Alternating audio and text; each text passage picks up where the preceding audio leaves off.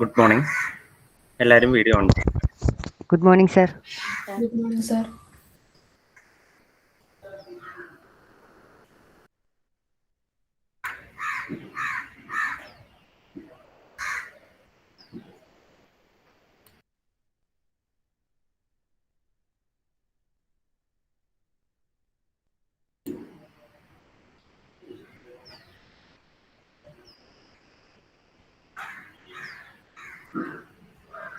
എല്ലാവരും video on ചെയ്യൂ.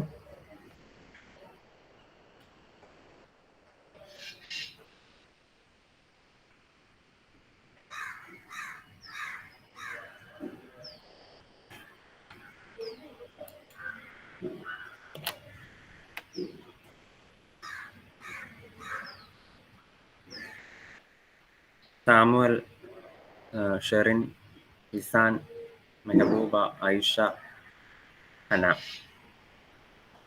പേരും കൂടെ ഓൺ ചെയ്യാനുണ്ട് വീഡിയോ കേട്ടോ.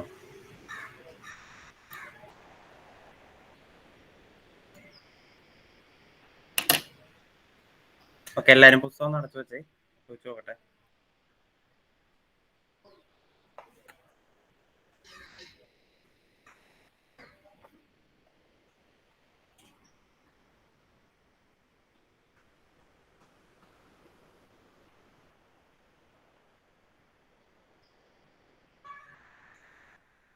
അബീന, Sir. എന്താണ് electrophoresis?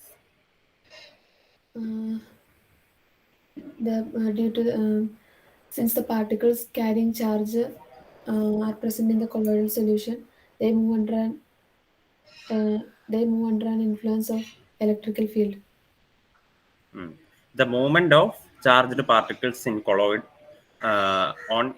in the electric field. അല്ലേ, ഇലക്ട്രിക് ഫീൽഡിൽ ചാർജ്ഡ് പാർട്ടിക്കിൾ മൂവ് ചെയ്യുന്നതിനെയാണ് നമ്മൾ എന്തെന്ന് പറയുന്നത്, ഇലക്ട്രോഫോറസിസ് എന്ന് പറയുന്നത്. ഓക്കെ,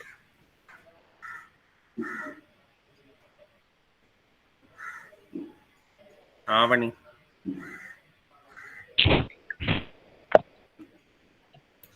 എന്താണ് കൊയാഗുലേഷൻ എന്ന് പറഞ്ഞു കഴിഞ്ഞാൽ? Avani,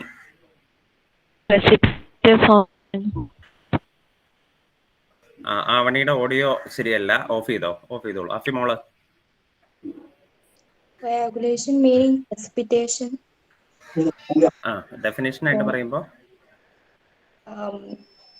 The process of removing charge from colloids and thereby the settling down of the particles. Okay. Fathima Ismail, Sir, എന്താണ് സീറ്റ പൊട്ടൻഷ്യൽ?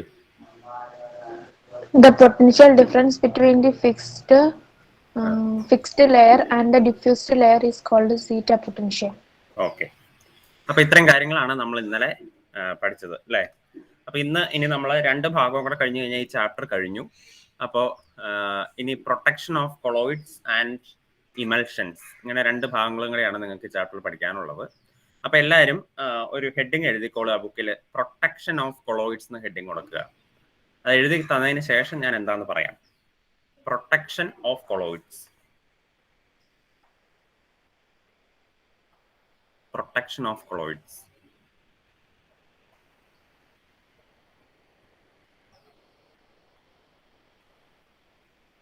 എന്നിട്ട് താഴെ എഴുതുക lyophilic colloids, lyophilic colloids, lyophilic colloids are more stable than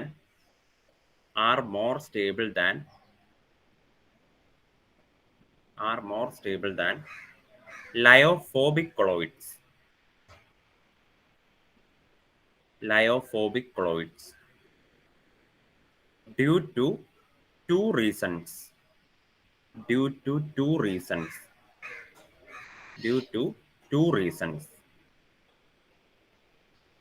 ഒന്നാമത്തെ reason ആയിട്ട് എഴുതുക, നമ്പർ 1 എന്നിട്ട് എഴുതുക, charge on colloidal particles. Charge on colloidal particles.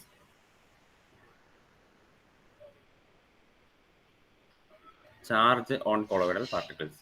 രണ്ടാമത്തെ റീസൺ ആയിട്ട് എഴുതുക extensive solvation of colloidal particles. Extensive solvation of colloidal particles. Fathima എഴുതുന്നുണ്ടല്ലോ അല്ലേ? Extensive solvation of colloidal particles.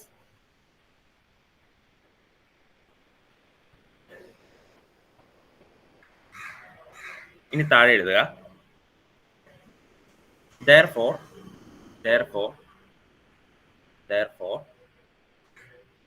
it is very difficult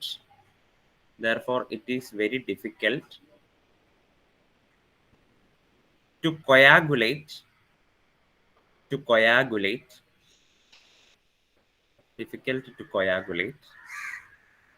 a lyophilic colloid. A lyophilic colloid. It is very difficult to coagulate a lyophilic എന്നാണ് കേട്ടോ. Lyophilic colloid.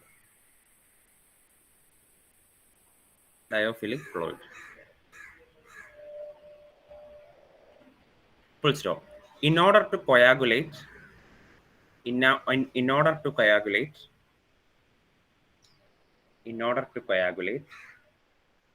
a lyophilic colloid,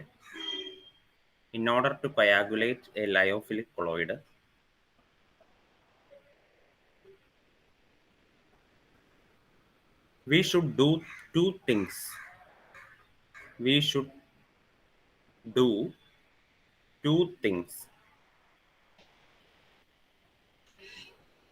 ഒന്നാമത്തെ കാര്യമായിട്ട് എഴുതുക 1. By adding an electrolyte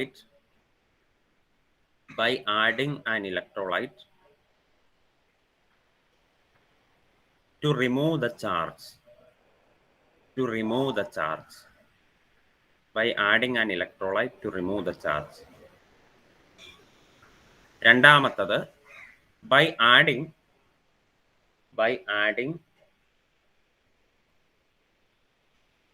solvents such as alcohol, acetone,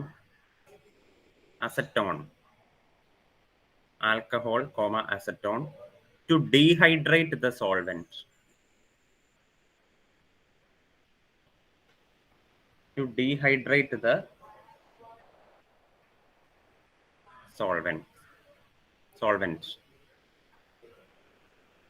അടുത്ത paragraph ആയിട്ട് എഴുതുക. Next paragraph. Since lyophobic colloids are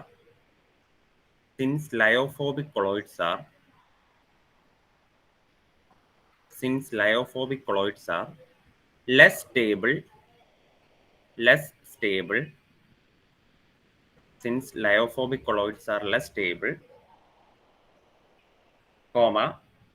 it is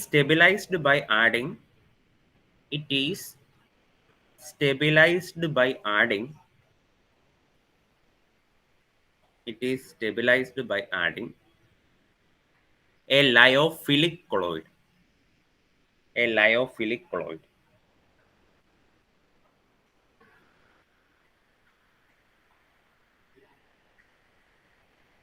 Full stop. Thus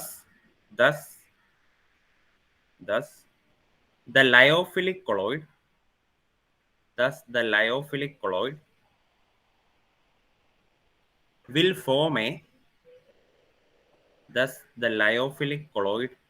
will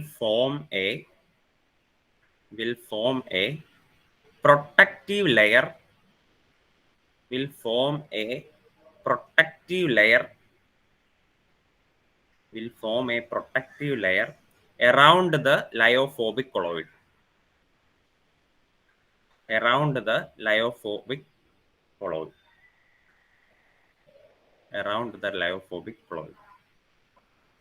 Full stop. Therefore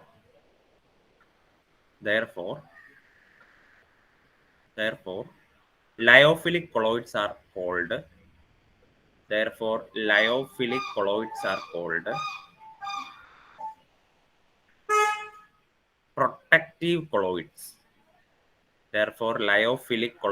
called protective colloids. അത്രേ ഉള്ളൂ.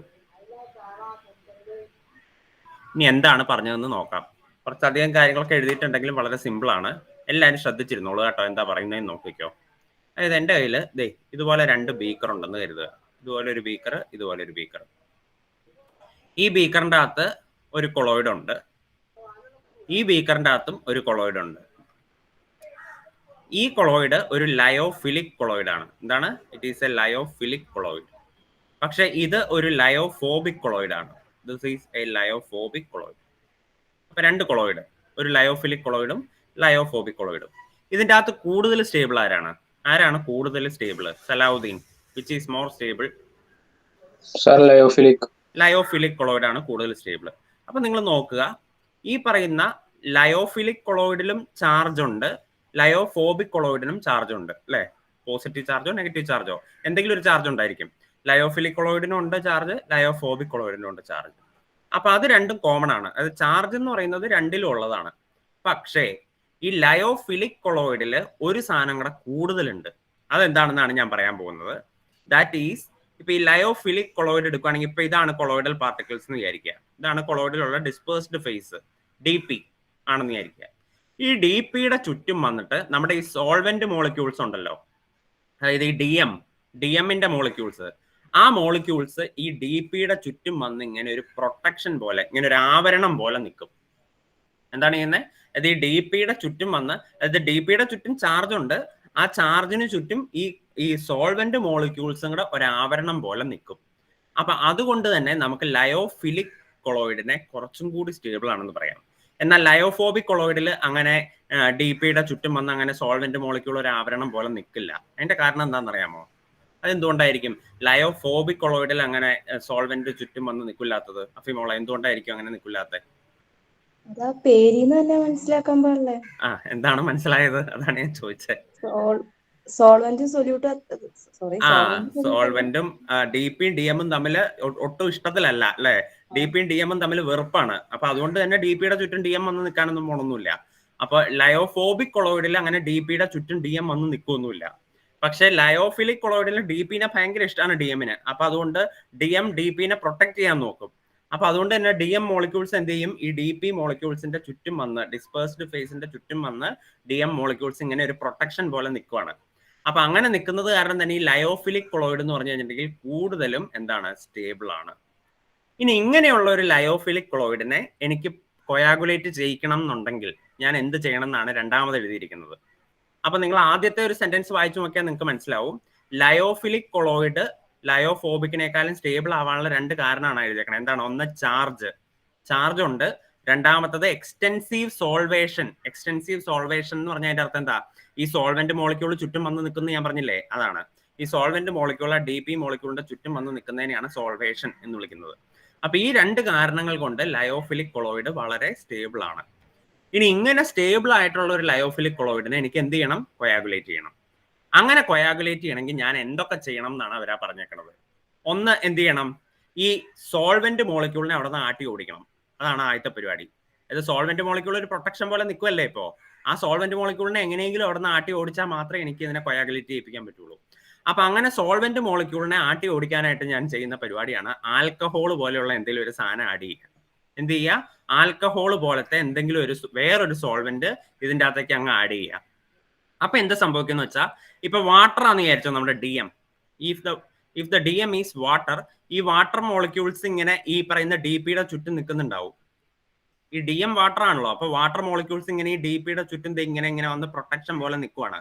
അതുകൊണ്ടാണ് ഈ സാധനം ഇത്ര സ്റ്റേബിൾ ആവുന്നത്. ഈ ആൽക്കഹോൾ അങ്ങ് ഒഴിച്ചു കഴിയുമ്പോൾ എന്ത് ചെയ്യും?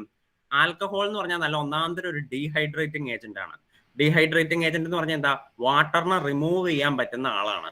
അപ്പൊ എന്ത് ചെയ്യും? ആ പ്രൊട്ടക്ഷൻ പോലെ നിൽക്കുന്ന വാട്ടറിന്റെ ലെയറിനെ എന്ത് ചെയ്യും? ഈ ആൽക്കഹോൾ അങ്ങ് റിമൂവ് ചെയ്ത് കളയും. Since it is A dehydrating agent. Dehydrating agent ആയതുകൊണ്ട് ആൽക്കഹോൾ ഒഴിച്ചു കഴിയുമ്പോൾ ആ ലെയർ അങ്ങ് പോകും. ഇനി ആ ലെയർ പോയിട്ടും കാര്യമൊന്നുമില്ല. ഇനി ഇതിന്റെ ചാർജും കൂടെ ഉണ്ട്. ഇപ്പൊ ഈ ലെയർ അങ്ങ് പോയെന്ന് വിചാരിക്കുക. ഈ ലെയർ പോയി കഴിഞ്ഞാലും ബാക്കി ഇതിന്റെ ചുറ്റും ചാർജ് ഉണ്ട് അല്ലേ? ഇപ്പൊ നെഗറ്റീവ് ചാർജോ പോസിറ്റീവ് ചാർജോ അങ്ങനെ ചാർജ് ഉണ്ട്. ആ ചാർജിനെ കൂടെ കളയണം. അപ്പൊ ചാർജിനെ കളയാനുള്ള കുറെ മാർഗം നമ്മൾ ഇന്നലെ പഠിച്ചതാണ് അല്ലെ. ഇലക്ട്രോഫോറസിസ് വഴി കളയാം, പിന്നെ എന്താ ബോയിലിംഗ് വഴി കളയാം, അങ്ങനെ ഒരു 5 മെത്തേഡ് നമ്മൾ പഠിച്ചതല്ലേ. ആ 5 മെത്തേഡിൽ ഏതെങ്കിലും ഒരു മെത്തേഡ് വെച്ചിട്ട് ആ ചാർജിനെ എങ്ങനെ അങ്ങ് കളയണം. അപ്പൊ ചുരുക്കി പറഞ്ഞ ഒരു ലയോഫിലിക് കൊളോയിഡ്, ശ്രദ്ധിച്ചു കേട്ടോളുക, ഒരു ലയോഫിലിക് കൊളോയിഡിനെ കൊയാഗുലേറ്റ് ചെയ്യണമെങ്കിൽ നിങ്ങൾ 2 സ്റ്റെപ്പ് ചെയ്യണം. ഏതൊക്കെയാണോ 2 സ്റ്റെപ്പ്? ഒന്നാമത്തെ സ്റ്റെപ്പ് ആ പ്രൊട്ടക്റ്റീവ് ലെയർ ആയിട്ട് നിൽക്കുന്ന സോൾവെന്റിനെ ആട്ടി ഓടിക്കുക. രണ്ടാമത്തെ സ്റ്റെപ്പ് അതിൻ്റെ അകത്തെ ചാർജിനെ റിമൂവ് ചെയ്യുക. ഈ 2 സ്റ്റെപ്പും ചെയ്താൽ മാത്രമേ നിങ്ങൾക്ക് ഒരു ലയോഫിലിക് കൊളോയിഡിനെ എന്ത് ചെയ്യാൻ പറ്റുള്ളൂ? കൊയാഗുലേറ്റ് ചെയ്യാൻ പറ്റുള്ളൂ. എന്നാൽ ലയോഫോബിക് കൊളോയിഡിനെ കൊയാഗുലേറ്റ് ചെയ്യാൻ ഇങ്ങനെ 2 സ്റ്റെപ്പ് ഒന്നും വേണ്ട, ഒറ്റ സ്റ്റെപ്പ് മതി. ഏതാണ് ഒരു സ്റ്റെപ്പ്?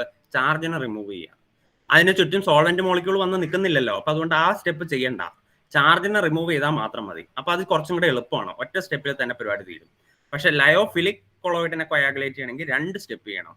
ഒന്നാമത്തെ സ്റ്റെപ്പ് സോൾവെന്റ് മോളിക്യൂളിനെ ആട്ടി ഓടിക്കുക, രണ്ടാമത്തെ സ്റ്റെപ്പ് ചാർജിനെ കളയുക. ഈ 2 സ്റ്റെപ്പും ചെയ്താലേ ഒരു ലയോഫിലിക് കൊളോയിഡിനെ കൊയാഗുലേറ്റ് ചെയ്യാൻ പറ്റുള്ളൂ.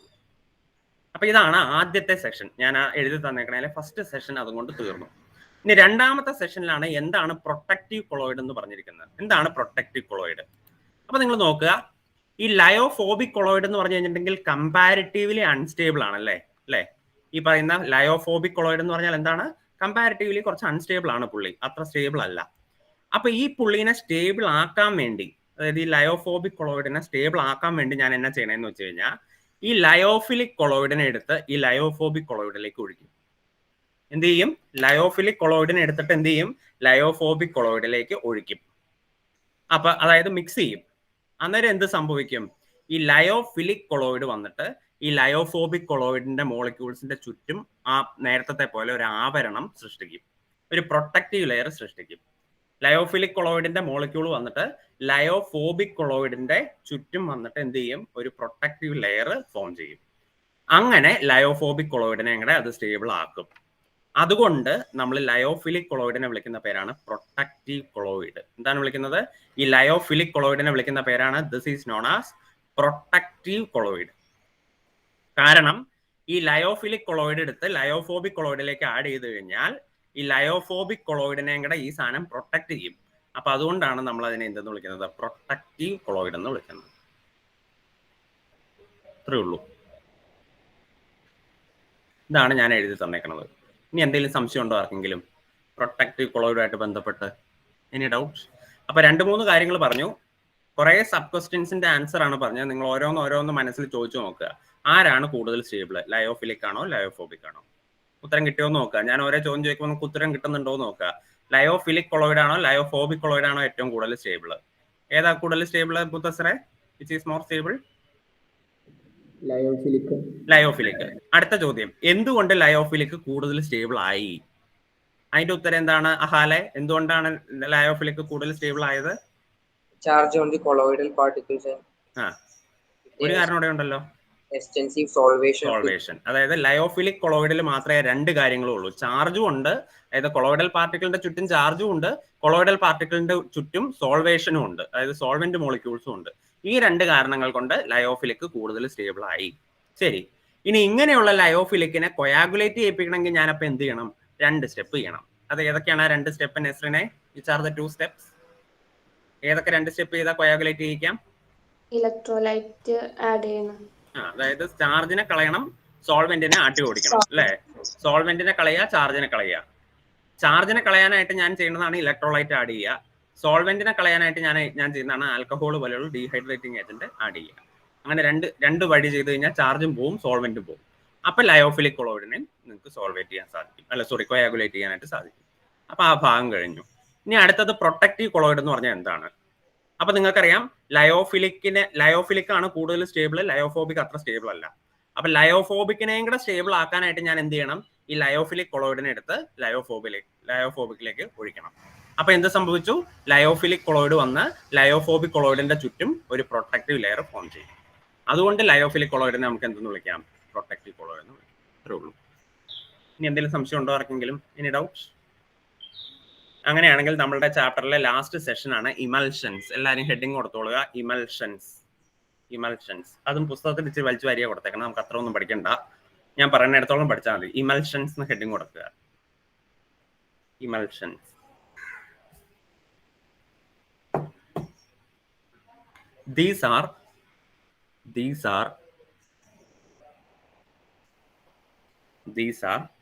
colloidal solutions. These are colloidal solutions. These are colloidal solutions in which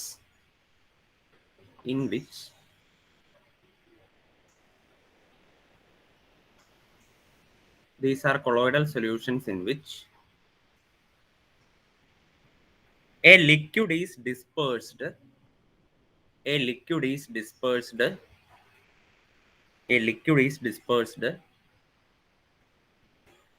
in another liquid. A liquid is dispersed in another liquid.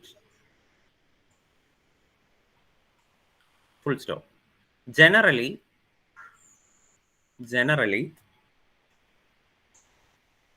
one of the two liquids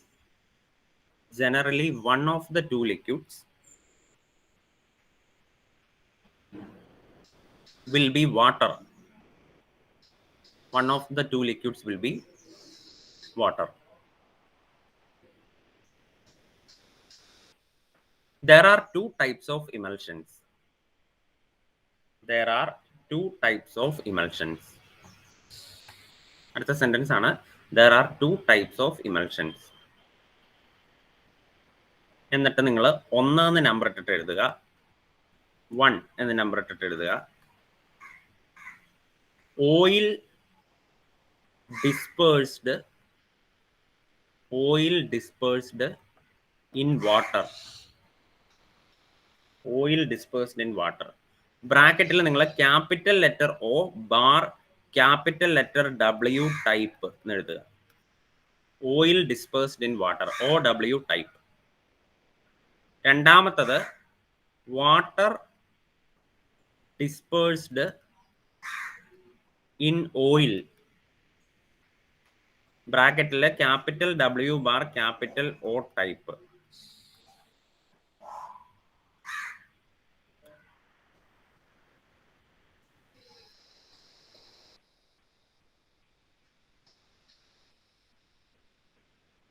ഇനി താഴെ എഴുതുക in oil dispersed in water.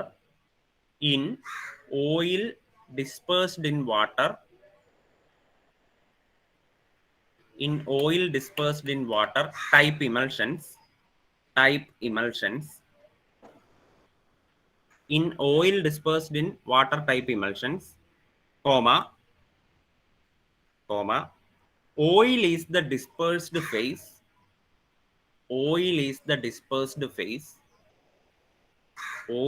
dispersed phase. And water is the dispersion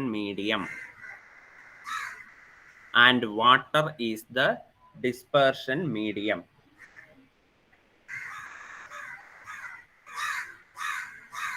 Water is the dispersion medium. എഴുതിയോ? Example ആയിട്ട് എഴുതിക്കൊള്ളുക. Milk, example ആണ് milk, comma vanishing cream.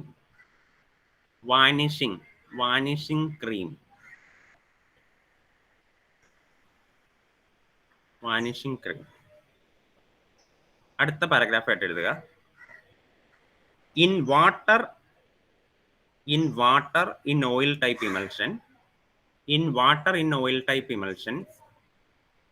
In water in oil type emulsions, comma, water is the dispersed phase.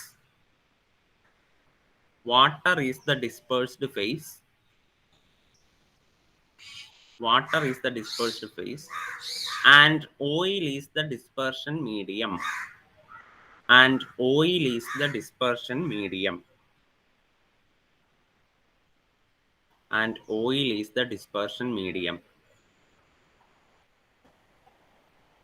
Example, butter, comma, cream. ബട്ടറും ക്രീമും.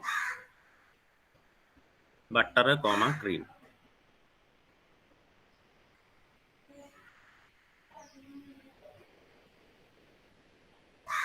അടുത്ത paragraph ആയിട്ട് എഴുതുക the above two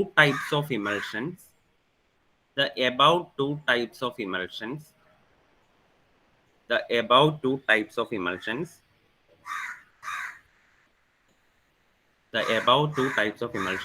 are not usually stable.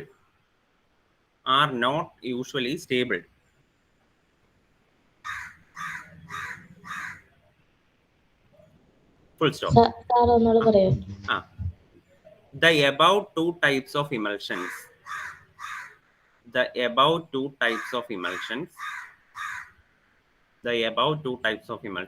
are not usually stable.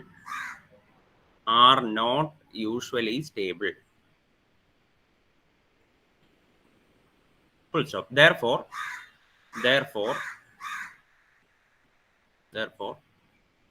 in order to prepare, കഴിഞ്ഞിട്ടൊരു comma ഇട്ടിട്ട് in order to prepare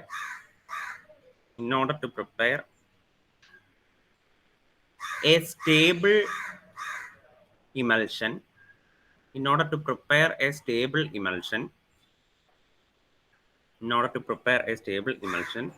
comma, a third substance, മൂന്നാമതൊരു അർത്ഥത്തിൽ a third substance is added into the colloid.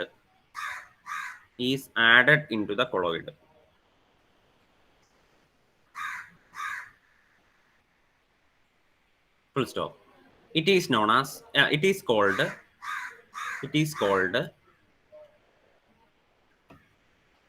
called emulsifying agent. emulsifying agent.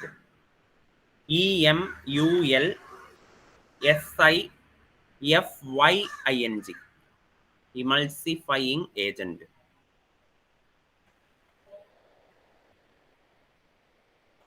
എന്നിട്ട് താഴെ അടുത്ത paragraph ആയിട്ട് എഴുതുക. The common emulsifying agents for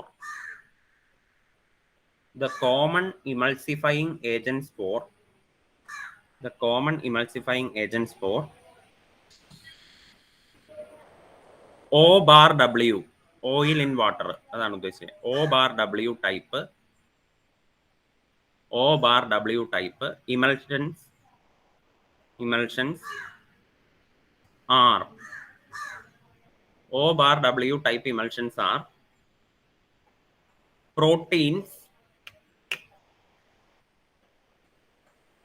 comma, gums,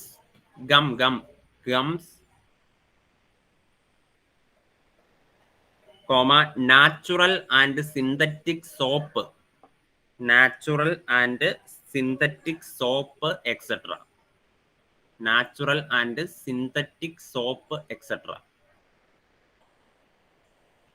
അടുത്ത സെന്റൻസ് ആയിട്ട് എഴുതുക.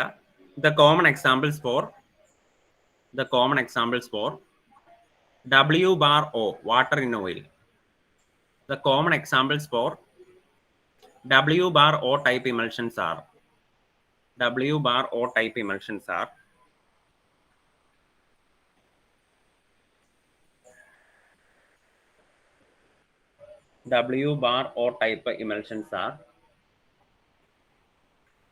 heavy metal salts of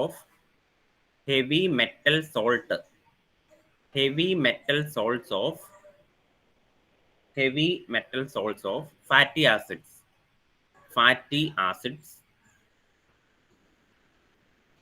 comma, long chain alcohols,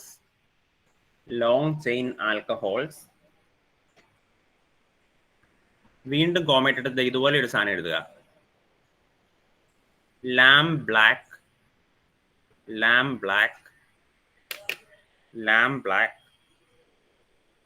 etc.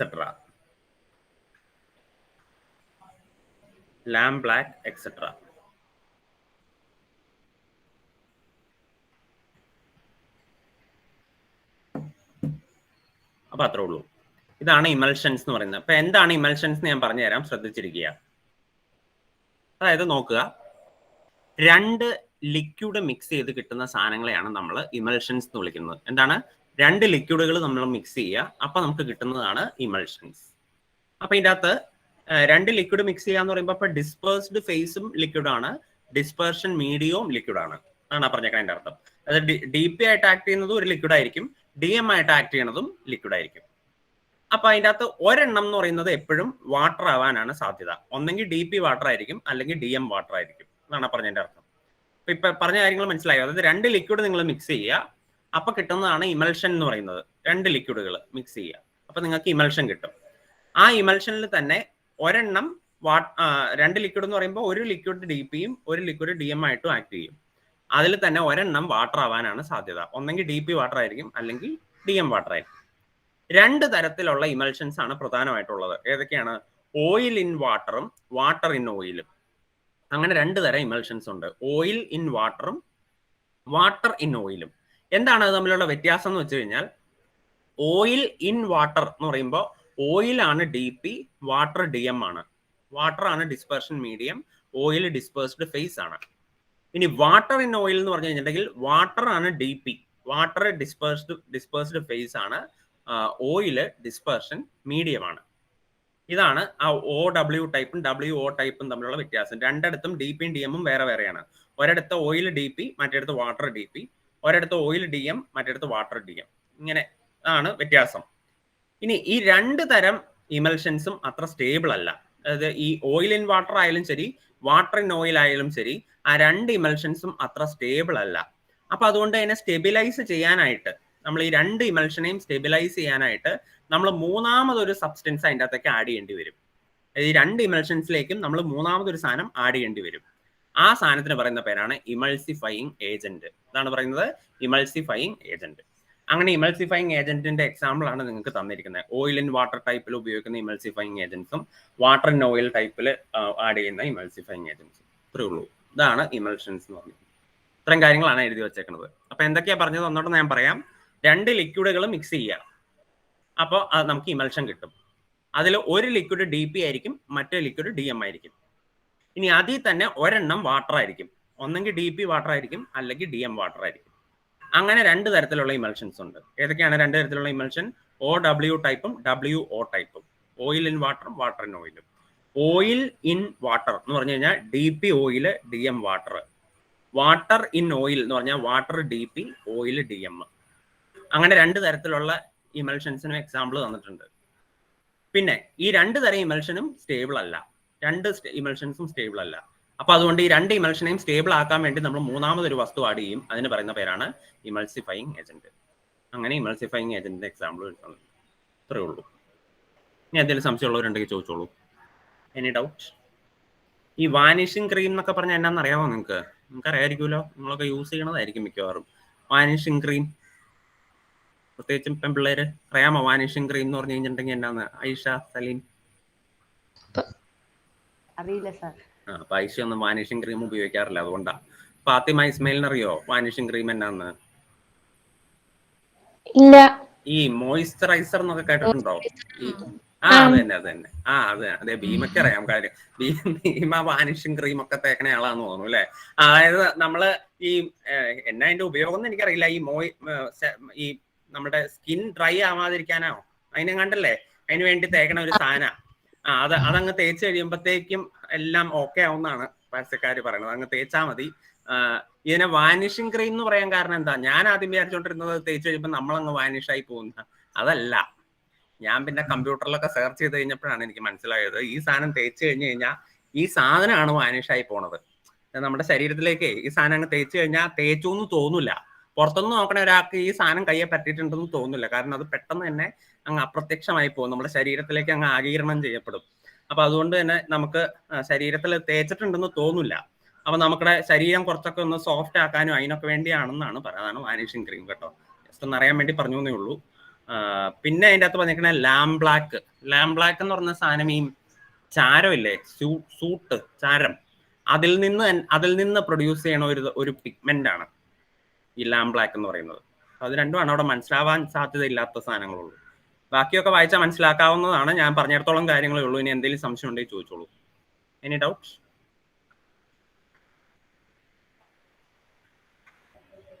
അപ്പൊ അങ്ങനെയാണെങ്കിൽ നമ്മുടെ ഈ ചാപ്റ്റർ കഴിഞ്ഞു. ഈ ചാപ്റ്ററിൽ 5.6 എന്ന് പറയുന്ന സാധനം നിങ്ങൾക്ക് അവോയ്ഡ് ചെയ്തേക്കണതാണ് കേട്ടോ. കൊളോയിഡ്സ് അറൗണ്ട് അസ് എന്ന് പറയുന്ന സാധനം അവോയ്ഡ് ചെയ്തേക്കണതാണ്. അപ്പൊ അതുകൊണ്ട് അത് ഞാൻ എടുക്കുന്നില്ല.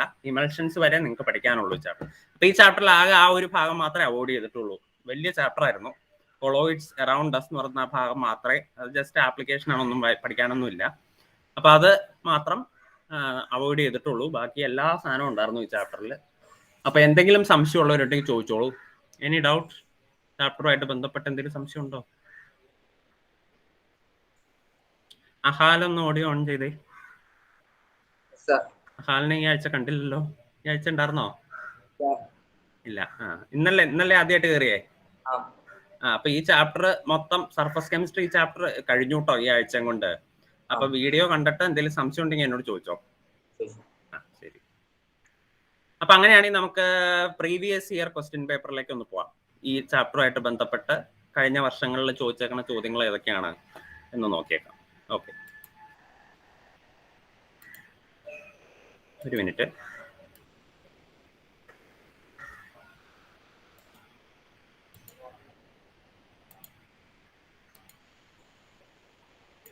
ഞാൻ നിങ്ങളോട് പറഞ്ഞല്ലോ ഈ ചാപ്റ്ററിൽ പ്രോബ്ലംസ് ഇല്ല, പ്രോബ്ലം ഇല്ലാത്തൊരു ചാപ്റ്ററാണ്. അപ്പൊ അതിനും കൂടെ പകരമായിട്ട് കുറെ ഡെഫിനിഷൻസും കാര്യങ്ങളും ആണ് ഉള്ളത്. അപ്പൊ അത് നിങ്ങൾ വൃത്തിയായിട്ട് പഠിക്കുക കേട്ടോ. നമുക്ക് കാണാൻ പറ്റുന്നുണ്ടോ ചോദ്യങ്ങൾ? വായിക്കാൻ പറ്റുമോ? റീഡബിൾ ആണോ? അനഘ, വായിക്കാൻ പറ്റുന്നുണ്ടോ? വായിക്കാൻ പറ്റും. ഓക്കെ, അപ്പൊ അങ്ങനെയാണെങ്കിൽ ആദ്യത്തെ ചോദ്യം വായിച്ചോളൂ. നോക്കിക്കേ. Every substance has some magnetic അത് സോളിഡ് സ്റ്റേറ്റാ. നമ്മുടെ സർഫസ് കെമിസ്ട്രി അവിടെ പോയി. ഓക്കെ, ഒന്നാമത്തെ ചോദ്യം. Dispersed phase and dispersion medium are two phases of a colloidal system. അതൊരു സ്റ്റേറ്റ്മെന്റ് ആയിട്ട് അവർ തന്നേക്കുവാണ്. Name the colloid in which dispersed phase is a liquid and dispersion medium is a solid. Dispersed phase ലിക്വിഡും dispersion medium സോളിഡും ആയിട്ട് വരുന്നതിന്റെ പേരെന്നാണ്. അത് നമ്മൾ ആ ടേബിളിൽ നിങ്ങളോട് പഠിക്കാൻ പറഞ്ഞില്ലായിരുന്നോ ഞാൻ, ആ ക്ലാസിഫിക്കേഷൻ ഓഫ് കൊളോയിഡിൽ? അപ്പൊ അത് വെച്ചിട്ട് അവർ ചോദിച്ചേക്കുന്നതാണ്. ജെല്ലാണ് ഉത്തരം ജെൽ എന്നാണ്. ഡിസ്പേഴ്സ്ഡ് ഫേസ് ലിക്വിഡും ഡിസ്പെർഷൻ മീഡിയം സോളിഡും വരുന്നത് ജെല്ലാണ്. അപ്പൊ അതിന്റെ ഉത്തരം ജെൽ എന്ന് എഴുതണം. അപ്പൊ ഇങ്ങനത്തെ ഒരു മാർക്കിന്റെ ചോദ്യം ആ ടേബിളിൽ നിന്ന് ചോദിക്കുന്നത് മനസ്സിലായല്ലോ. അപ്പൊ ടേബിൾ പഠിക്കണമെന്ന് മനസ്സിലായില്ലേ? അതിന് വേണ്ടിയാണ് ഈ ചോദ്യം കാണിച്ചു തന്നെ. ഓക്കെ, ഇനി അടുത്ത ചോദ്യം. Physisorption and chemisorption are two types of adsorption. Write any 4 differences between them. ഞാൻ ഡിഫറൻസ് എഴുതി തന്നിട്ടുണ്ടല്ലോ. ഫിസിസോർപ്ഷനും കെമിസോർപ്ഷനും തമ്മിലുള്ള 4 ഡിഫറൻസ് എഴുതാനും ഞാൻ 4 6 ഒറ്റം കണ്ട് എഴുതി തന്നിട്ടുണ്ട്. അപ്പൊ അതിൻ്റെ അകത്ത് 3 പഠിക്കുക. ഓക്കെ, ഇനി അടുത്ത ചോദ്യം. Catalysis can be classified into 2 groups, homogeneous and heterogeneous. What do you mean by homogeneous catalysis? പഠിപ്പിച്ചിട്ടുള്ളതാണ്. Write one example of heterogeneous catalysis. Heterogeneous കറ്റാലിസിന് എക്സാമ്പിൾ എഴുതുക. 2, 3, 4 എക്സാമ്പിൾ കണ്ട് പുസ്തകത്തിൽ കിടക്കുന്നുണ്ട്. അപ്പൊ അതിൻ്റെ അകത്ത് ഏതെങ്കിലും ഒരെണ്ണം എഴുതുക. അടുത്ത ചോദ്യം. Which of the following is an emulsifying agent? താഴെ തന്നിരിക്കുന്നതിൽ ഇമൾസിഫയിങ് ഏജന്റ് ഏതാണ്? ഇപ്പൊ പഠിച്ചോളൂ. മിൽക്ക് ഒരു ഇമൽഷൻ ആണ്, ഇമൾസിഫയിങ് ഏജന്റ് അല്ല. ബട്ടറും ഒരു ഇമൽഷൻ ആണ്, ഇമൾസിഫയിങ് ഏജന്റ് അല്ല. ഗം ഒരു ഇമൾസിഫയിങ് ഏജന്റ് ആണ്, ലാംബ്ലാക്കും ഒരു ഇമൾസിഫയിങ് ഏജന്റ് ആണ്. അപ്പൊ അത് രണ്ടും എഴുതാം. ഗമ്മും ആൻസർ ആണ്, ലാംബ്ലാക്കും അത് രണ്ടും ഇമൾസിഫയിങ് ഏജന്റ്സ് ആണ്. ഓക്കെ, ഇനി which of the following is an example of adsorption? അത് ആക്ച്വലി അവര് അബ്സോർപ്ഷൻ ആയിരിക്കും ഉദ്ദേശിച്ചത്. സ്പെല്ലിംഗ് മാറിപ്പോയതാണെന്നാണ് എനിക്ക് തോന്നുന്നത്. അബ്സോർപ്ഷൻ ആവാനേ കാരണം അതിൻ്റെ അകത്ത് മിക്കവാറും കൊടുത്തേക്കുന്നതൊക്കെ അഡ്സോർപ്ഷന്റെ എക്സാമ്പിൾ ആണ്. അബ്സോർപ്ഷൻ ആണെങ്കിൽ അതിന്റെ ആൻസർ എന്താണ്? കാൽഷ്യം ക്ലോറൈഡിലേക്ക് വാട്ടർ അബ്സോർബ് ചെയ്യുന്നതാണ്. അതാണ് ആൻസർ. ഇപ്പൊ ചോദ്യത്തിന് വന്നേക്കണ മിസ്റ്റേക്ക് ആയിരിക്കും എന്ന് കരുതുന്നു. ഓക്കെ, അപ്പോൾ ഞാൻ ഈ ചോദ്യം നിങ്ങളെ കാണിച്ചു തരുന്നത് ഇങ്ങനത്തെ ചോദ്യങ്ങളാണ് ഈ ചാപ്റ്ററിൽ നിന്ന് ചോദിച്ചേക്കണതെന്ന് നിങ്ങൾക്ക് മനസ്സിലാക്കാൻ വേണ്ടിയാണ് കേട്ടോ. Write any 2 differences between absorption and adsorption. അബ്സോർപ്ഷനും അഡ്സോർപ്ഷനും തമ്മിലുള്ള എന്തെങ്കിലും 2 ഡിഫറൻസ് എഴുതാൻ നമ്മൾ പുസ്തകത്തിൽ അടയാളപ്പെടുത്തി തന്നേക്കുന്നതാണ്. അപ്പോൾ അത് വായിച്ച് പഠിക്കുക. ഓക്കെ, അടുത്ത ചോദ്യം. Based on the particle of dispersed phase, colloidal systems are classified into multimolecular, macromolecular and associated colloids. Multimolecular, macromolecular, associated colloid എന്ന് തിരിച്ചിട്ടുണ്ട്. Which of the following is an example of a multimolecular colloidal system? താഴെ തന്നിരിക്കുന്നതിൽ മൾട്ടിമോളിക്കുലാർ ഏതാണെന്ന്. Starch in water. Starch in water എന്ന് പറഞ്ഞാൽ അത് ഏത് കൊളോയിഡാ? നമ്മൾ പഠിച്ചിട്ടുണ്ട്. സ്റ്റാർച്ച് എന്ന് പറയുമ്പോൾ ഒരു മാക്രോമോളിക്യൂൾ അല്ലേ? അപ്പൊ അത് മൾട്ടിമോളിക്കുലാർ അല്ല, അത് മാക്രോമോളിക്കുലാർ കൊളോയിഡ് ആണ്. ഇനി സോപ്പ് സൊല്യൂഷൻ. സോപ്പ് സൊല്യൂഷൻ നമ്മൾ ഓൾറെഡി പഠിച്ചിട്ടുണ്ട്, മൈസിലാണ്. അപ്പൊ അത് അസോസിയേറ്റഡ് കൊളോയിഡാ. അപ്പൊ അതും അല്ല. പിന്നെ പോളിവിനൈൽ ആൽക്കഹോൾ എന്നൊക്കെ പറയുമ്പോൾ അതൊരു പോളിമർ ആണ്. പോളിമർ എന്ന് പറഞ്ഞാലും വലിയ മോളിക്യൂൾ ആണ്. അപ്പൊ അതും മാക്രോ മോളിക്കുലാർ കൊളോയിഡ് ആണ് വരുള്ളൂ. അപ്പൊ പിന്നെ ഏതായിരിക്കും നമ്മുടെ ഫെറിക് ഹൈഡ്രോക്സൈഡ് സോള്, അതാണ് അതിന്റെ answer. Ferric hydroxide in water ആണ് എന്റെ ആൻസർ. അടുത്ത ചോദ്യം, associated colloids are also known as micelles, how they are formed. Micelles എങ്ങനെയാണ് ഉണ്ടാവുന്നതെന്ന് ഞാൻ എഴുതി തന്നിട്ടുണ്ട്, അത് നോക്കി പഠിക്കാം. അടുത്ത ചോദ്യം, which of the following is A lyophobic colloid. താഴെ തന്നിരിക്കുന്നതിൽ ലയോഫോബിക് കൊളോയിഡ് ഏതാണെന്ന്. അത് ഗോൾഡ് സോള് ലയോഫോബിക് ആണ്. ഈ സ്റ്റാർച്ച് ഇൻ വാട്ടറും ലയോഫോബിക് ആണെന്നാണ് എൻ്റെ വിശ്വാസം. അത് ഞാൻ ഒന്നോടൊന്ന് നോക്കിയിട്ട് പറയാം കേട്ടോ. ഈ ലയോഫോബിക് ഗോൾഡ് സോൾ എന്തായാലും ലയോഫോബിക് ആണ്. സ്റ്റാർച്ച് ഇൻ വാട്ടറിന്റെ കാര്യത്തിൽ എനിക്ക് ചെറിയൊരു സംശയമുണ്ട്, ഞാൻ നോക്കിയിട്ട് പറയാം. ഓക്കെ. അടുത്തത്, റൈറ്റ് എനി 4 ആപ്ലിക്കേഷൻസ് ഓഫ് കൊളോയിഡിന്റെ ഏതെങ്കിലും 4 ആപ്ലിക്കേഷൻ. അത് പക്ഷെ നിങ്ങൾക്ക് ഈ തവണ ഡിലീറ്റഡ് ആയിട്ടുള്ള ടോപ്പിക്കാണ്, അപ്പോൾ അതുകൊണ്ട് അത് പഠിക്കണ്ട. കൊളോയിഡിന്റെ ആപ്ലിക്കേഷൻ നിങ്ങൾക്ക് പഠിക്കാനില്ല. അപ്പൊ ഇനി, sols are colloidal systems in which dispersion medium is a liquid and dispersed phase is solid. Okay, അതിനെയാണ് നമ്മൾ സോൾ എന്ന് വിളിക്കുന്നത്. ഡിസ്പേർഷൻ മീഡിയം ലിക്വിഡും ഡിസ്പേഴ്സ്ഡ് ഫേസ് സോളിഡും വരുന്നതിന്. Right any 4 differences between lyophilic sol and lyophobic sol. നമ്മൾ എഴുതുന്നുണ്ടല്ലോ lyophilic സോളും lyophobic സോളും തമ്മിലുള്ള വ്യത്യാസം. എല്ലാം 4 എണ്ണം വെച്ചാ ചോദിച്ചേക്കണം. അപ്പൊ നിങ്ങൾ 4 എണ്ണമെങ്കിലും അറ്റ്ലീസ്റ്റ് പഠിക്കാട്ടോ എല്ലാത്തിന്റെയും. Write a general procedure for peptisation. പെപ്റ്റൈസേഷന്റെ പ്രൊസീജിയർ എന്താണെന്ന് എഴുതാൻ, അത് ഞാൻ എഴുതി തന്നിട്ടുണ്ട്. അടുത്ത ചോദ്യം എന്താണ്? Adsorption has many applications, write any 2 applications of adsorption. അഡ്സോർപ്ഷന്റെ 4 ആപ്ലിക്കേഷൻ അല്ല 2 ആപ്ലിക്കേഷൻ ആണ് ചോദിച്ചേക്കുന്നത്. 10 ആപ്ലിക്കേഷൻ നിങ്ങളുടെ പുസ്തകത്തിൽ കിടക്കുന്നുണ്ട്. എൻ്റെ ഏതെങ്കിലും 2 എണ്ണമാണ് ചോദിച്ചേക്കുന്നത്. അപ്പൊ ഞാൻ പറഞ്ഞല്ലോ നിങ്ങളോട് ഒരു 5 എണ്ണമെങ്കിലും മിനിമം പഠിച്ചു വെക്കുക. 5 ആപ്ലിക്കേഷൻ എങ്കിലും. ആ ഗ്യാസ് മാസ്ക്, ഡ്രൈയിങ്, അതൊക്കെ ഇല്ലേ, അത് 5 എണ്ണമെങ്കിലും പഠിച്ചു വെക്കുക. അടുത്ത ചോദ്യം, physisorption and chemisorption are 2 types of adsorption, write any 4 difference. കണ്ടോ, അത് തന്നെ വീണ്ടും എടുത്തെടുത്ത് ചോദിച്ചേക്കാം. ഫിസിസോർപ്ഷനും കെമിസോർപ്ഷനും തമ്മിലുള്ള വ്യത്യാസം. അടുത്തത്, explain homogeneous catalysis with 1 example പഠിപ്പിച്ചിട്ടുണ്ട്. Activity and selectivity are 2 important terms used in catalysis, explain these terms with suitable example. Activity എന്താണ്, സെലക്ടിവിറ്റി എന്താണെന്ന് പഠിപ്പിച്ചതാണ്. അതിന്റെ 2 എക്സാമ്പിൾ എഴുതാനാണ് പറഞ്ഞേക്കുന്നത്. അത് എക്സാമ്പിൾ അടക്കം എഴുതി തന്നിട്ടുണ്ട്. അടുത്തത്, വാട്ട് ആർ അഡ്സോർപ്ഷൻ ഐസോതേം. എന്താണ് അഡ്സോർപ്ഷൻ ഐസോതേം എന്ന് പറഞ്ഞാൽ, write the Freundlich adsorption isotherm equation and plot the graph based on it. Freundlich adsorption ഐസോതേമും അതിന്റെ ഗ്രാഫും ആണ് ചോദിച്ചേക്കുന്നത്. പുസ്തകത്തിൽ ഉണ്ട്, നോക്കി പഠിക്കുക. Okay. Briefly explain the different types of emulsions and give 1 example for its. ഓരോ ഇമൽഷൻസിനും ഓരോ എക്സാമ്പിൾ വെച്ച് കൊടുക്കാനാണ് പറഞ്ഞേക്കണേ. അതായത് ഓയിൽ ഇൻ വാട്ടർ ടൈപ്പും വാട്ടർ ഇൻ ഓയിൽ ടൈപ്പും അതെന്താണെന്ന് എഴുതുക, അതിന്റെ എക്സാമ്പിൾ എഴുതുക. അടുത്ത ചോദ്യം ഏതായിരുന്നു? Which among the following is not an electrical property of colloid.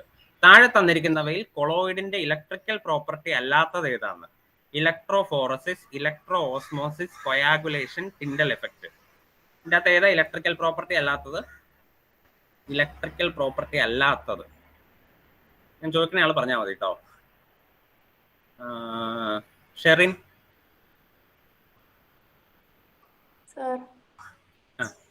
ആ 4 എണ്ണത്തില് കൊളോയിഡിന്റെ ഇലക്ട്രിക്കൽ പ്രോപ്പർട്ടി അല്ലാത്ത പ്രോപ്പർട്ടി ഏതാണ്? ടിൻഡൽ എഫക്ട് ആണ്. കാരണം Tyndall effect is an optical property. Tyndall effect എന്ന് പറയുന്നത് ഒരു ഒപ്റ്റിക്കൽ പ്രോപ്പർട്ടിയാണ്. ഓക്കെ. അടുത്ത ചോദ്യം, Freundlich adsorption isotherm is x/m equal to k p raised to 1/n where n greater than 1. Answer the following question based on Freundlich adsorption ഐസോതേം.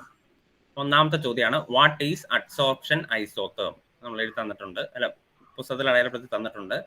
രണ്ടാമത്തത്, explain the terms in the above equation. ഇതിന്റെ അകത്ത് ഓരോന്നും എന്നാന്ന് എഴുതാനാണ് പറഞ്ഞേക്കുന്നത്. X എന്താണ്, M എന്താണ്, K എന്താണ്, പി എന്താണ്, എൻ എന്താണ്, ഇത്ര എഴുതാനാണ് പറഞ്ഞേക്കുന്നത്. അതും പറഞ്ഞു തന്നേക്കുന്നതാണ്. അടുത്തത്, state Hardy's Schulze rule with an example. Hardy's Schulze റൂളും ഒരു എക്സാമ്പിളും എഴുതാനാണ് പറഞ്ഞേക്കുന്നത്. നമ്മൾ ഇന്നലെ പഠിപ്പിച്ചതാണ്. അപ്പൊ ഹാർഡീസ് ക്യൂൾസ് റൂൾ എഴുതി തന്നിട്ടുണ്ട്, എക്സാമ്പിളും എഴുതി തന്നിട്ടുണ്ട്. അപ്പൊ അത് ഒരെണ്ണം എഴുതുക. അടുത്ത ചോദ്യം, why lyophilic colloids are used as protective colloid. എന്തുകൊണ്ടാണ് ലയോഫിലിക് കൊളോയിഡിനെ പ്രൊട്ടക്റ്റീവ് കൊളോയിഡ് ആയിട്ട് ഉപയോഗിക്കുന്നത്? ഇച്ചിരി നേരം മുമ്പ് എഴുതുന്നത്.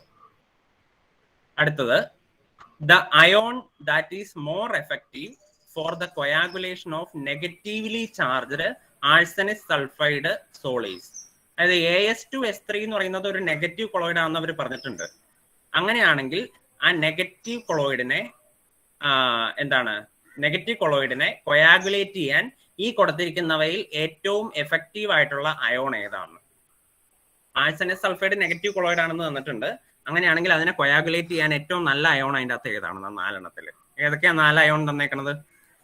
ഒന്നാമത്തത് Al3+, രണ്ടാമത്തത് PO4 3-, മൂന്നാമത്തത് SO4 2-, നാലാമത്തത് Na+. ഇതിൻ്റെ അകത്ത് ഏതാണെന്ന് നിങ്ങൾക്ക് തോന്നണേ? ഞാൻ ചോദിക്കണേ ആള് കേട്ടോ. ഇസാൻ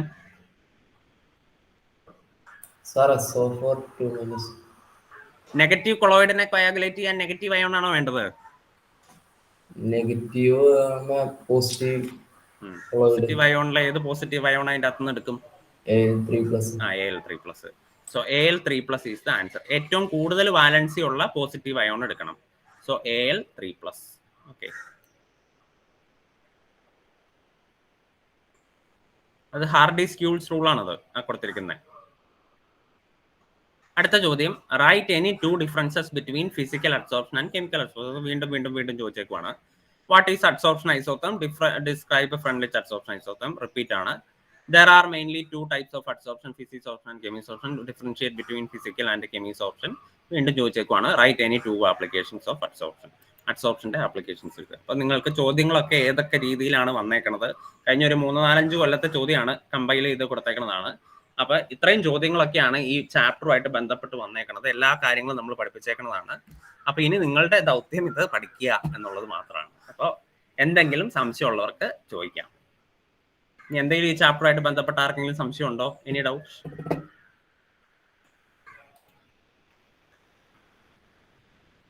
എല്ലാവർക്കും 2 മിനിറ്റ് സമയം തരുന്നതായിരിക്കും. സംശയം വല്ലതും ഉണ്ടെങ്കിൽ ചോദിക്കാം. 2 minutes. സംശയമൊന്നും ഇല്ലെങ്കിൽ ഞാൻ അടുത്ത ചാപ്റ്ററിലേക്ക് പോകും.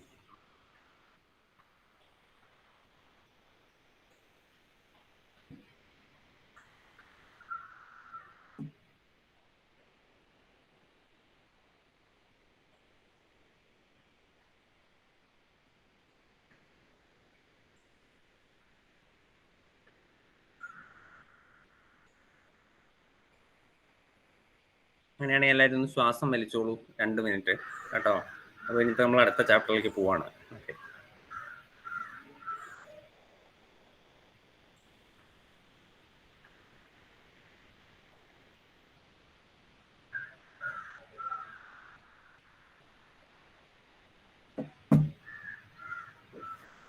സാർ 8:45 വരെയല്ലേ? 8:30 വരെ. ആണോ? ആ,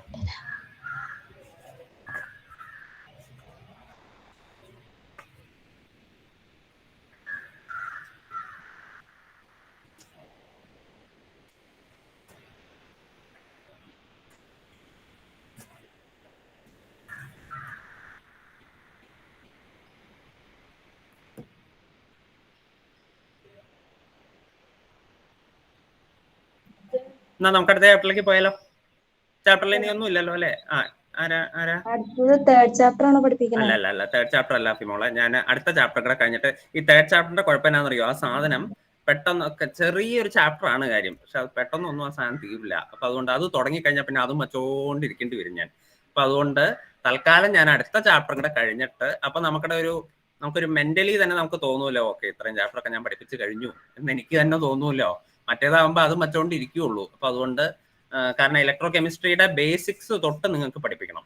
കാരണം ഒരു കുന്തവും നിങ്ങൾക്ക് അറിയാൻ മേലായിരിക്കും. അപ്പൊ അതുകൊണ്ട് അതിന്റെ ബേസിക് സാധനങ്ങൾ പെട്ടെന്നൊന്നും പറഞ്ഞാൽ തല കയറില്ലാത്തൊരു സാധനം കൂടെയാണ്. അപ്പൊ അതുകൊണ്ട് നമുക്ക് കുറച്ച് സമയം എടുക്കും അത് പഠിപ്പിക്കാനായിട്ട്. അതുകൊണ്ടാണ് ഞാൻ അത് നീട്ടിക്കൊണ്ട് പോണത് കേട്ടോ. എന്തായാലും എല്ലാ ചാപ്റ്ററും പഠിക്കണമല്ലോ. പിന്നെ നമുക്ക് അടുത്ത ചാപ്റ്ററും കൂടെ പഠിച്ചിട്ട് ഇലക്ട്രോ കെമിസ്ട്രിയിലോട്ട് പോവാം. 6th ചാപ്റ്റർ ആണ് പഠിപ്പിക്കണേ, 6ാമത്തെ.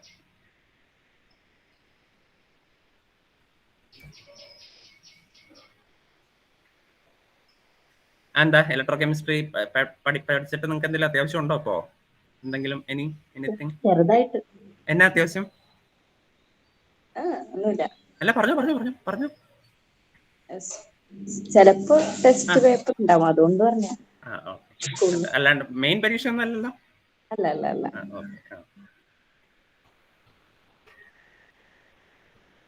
എന്നാ മുദ്ദസറേ?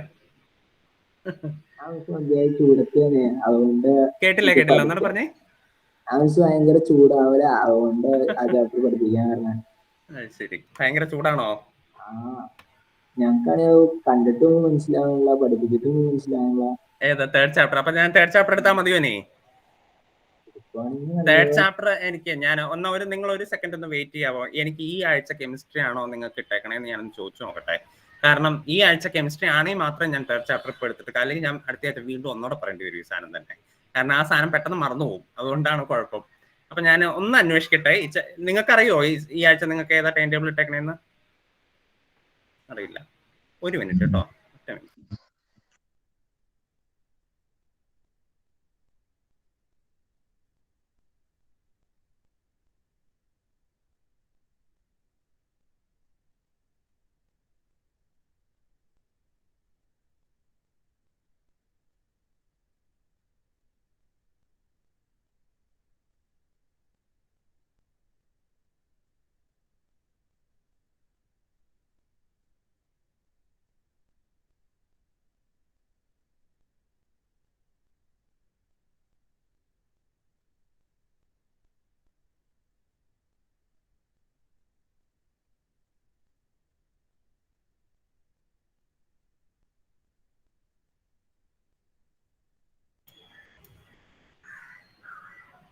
ഒരു മിനിറ്റ് കേട്ടോ, അപ്പൊ നോക്കിയിട്ട് പറയൂ അവര്.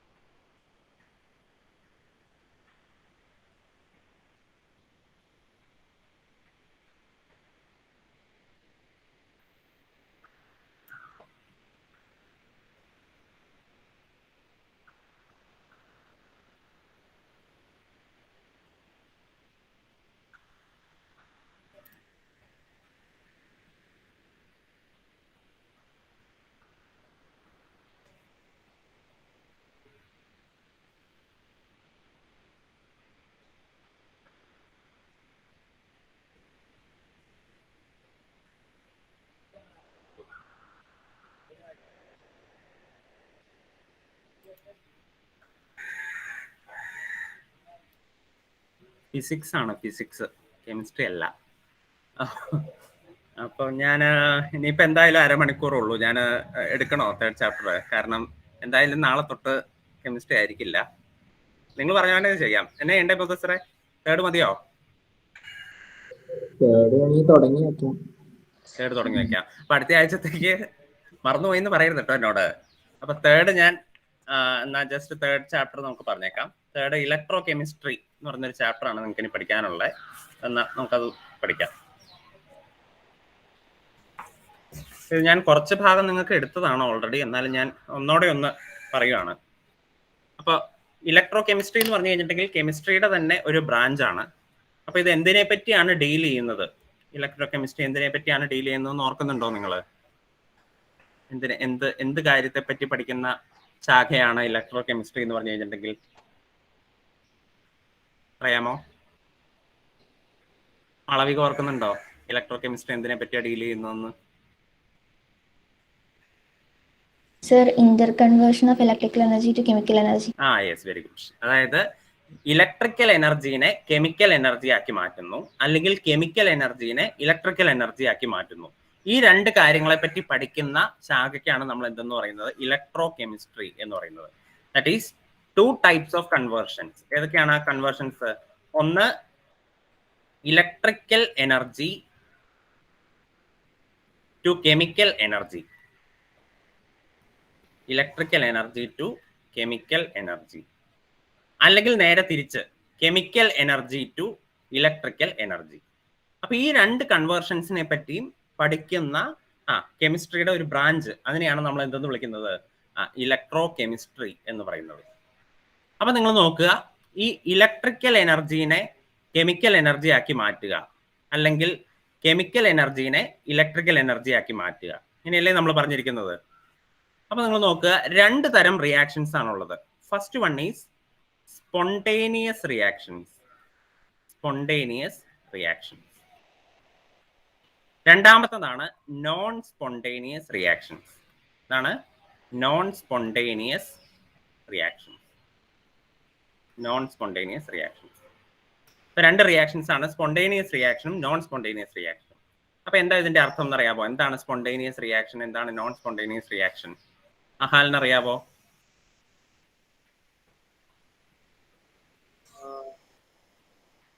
സ്പോണ്ടേനിയസ് റിയാക്ഷൻ എന്ന് പറയുമ്പോൾ അത് ഓർമ്മയില്ല സർ. ആയിഷ സലീമിന് അറിയാമോ? സാർ പെട്ടെന്ന് നടക്കണ അങ്ങനെ എന്തെങ്കിലും ആണോ?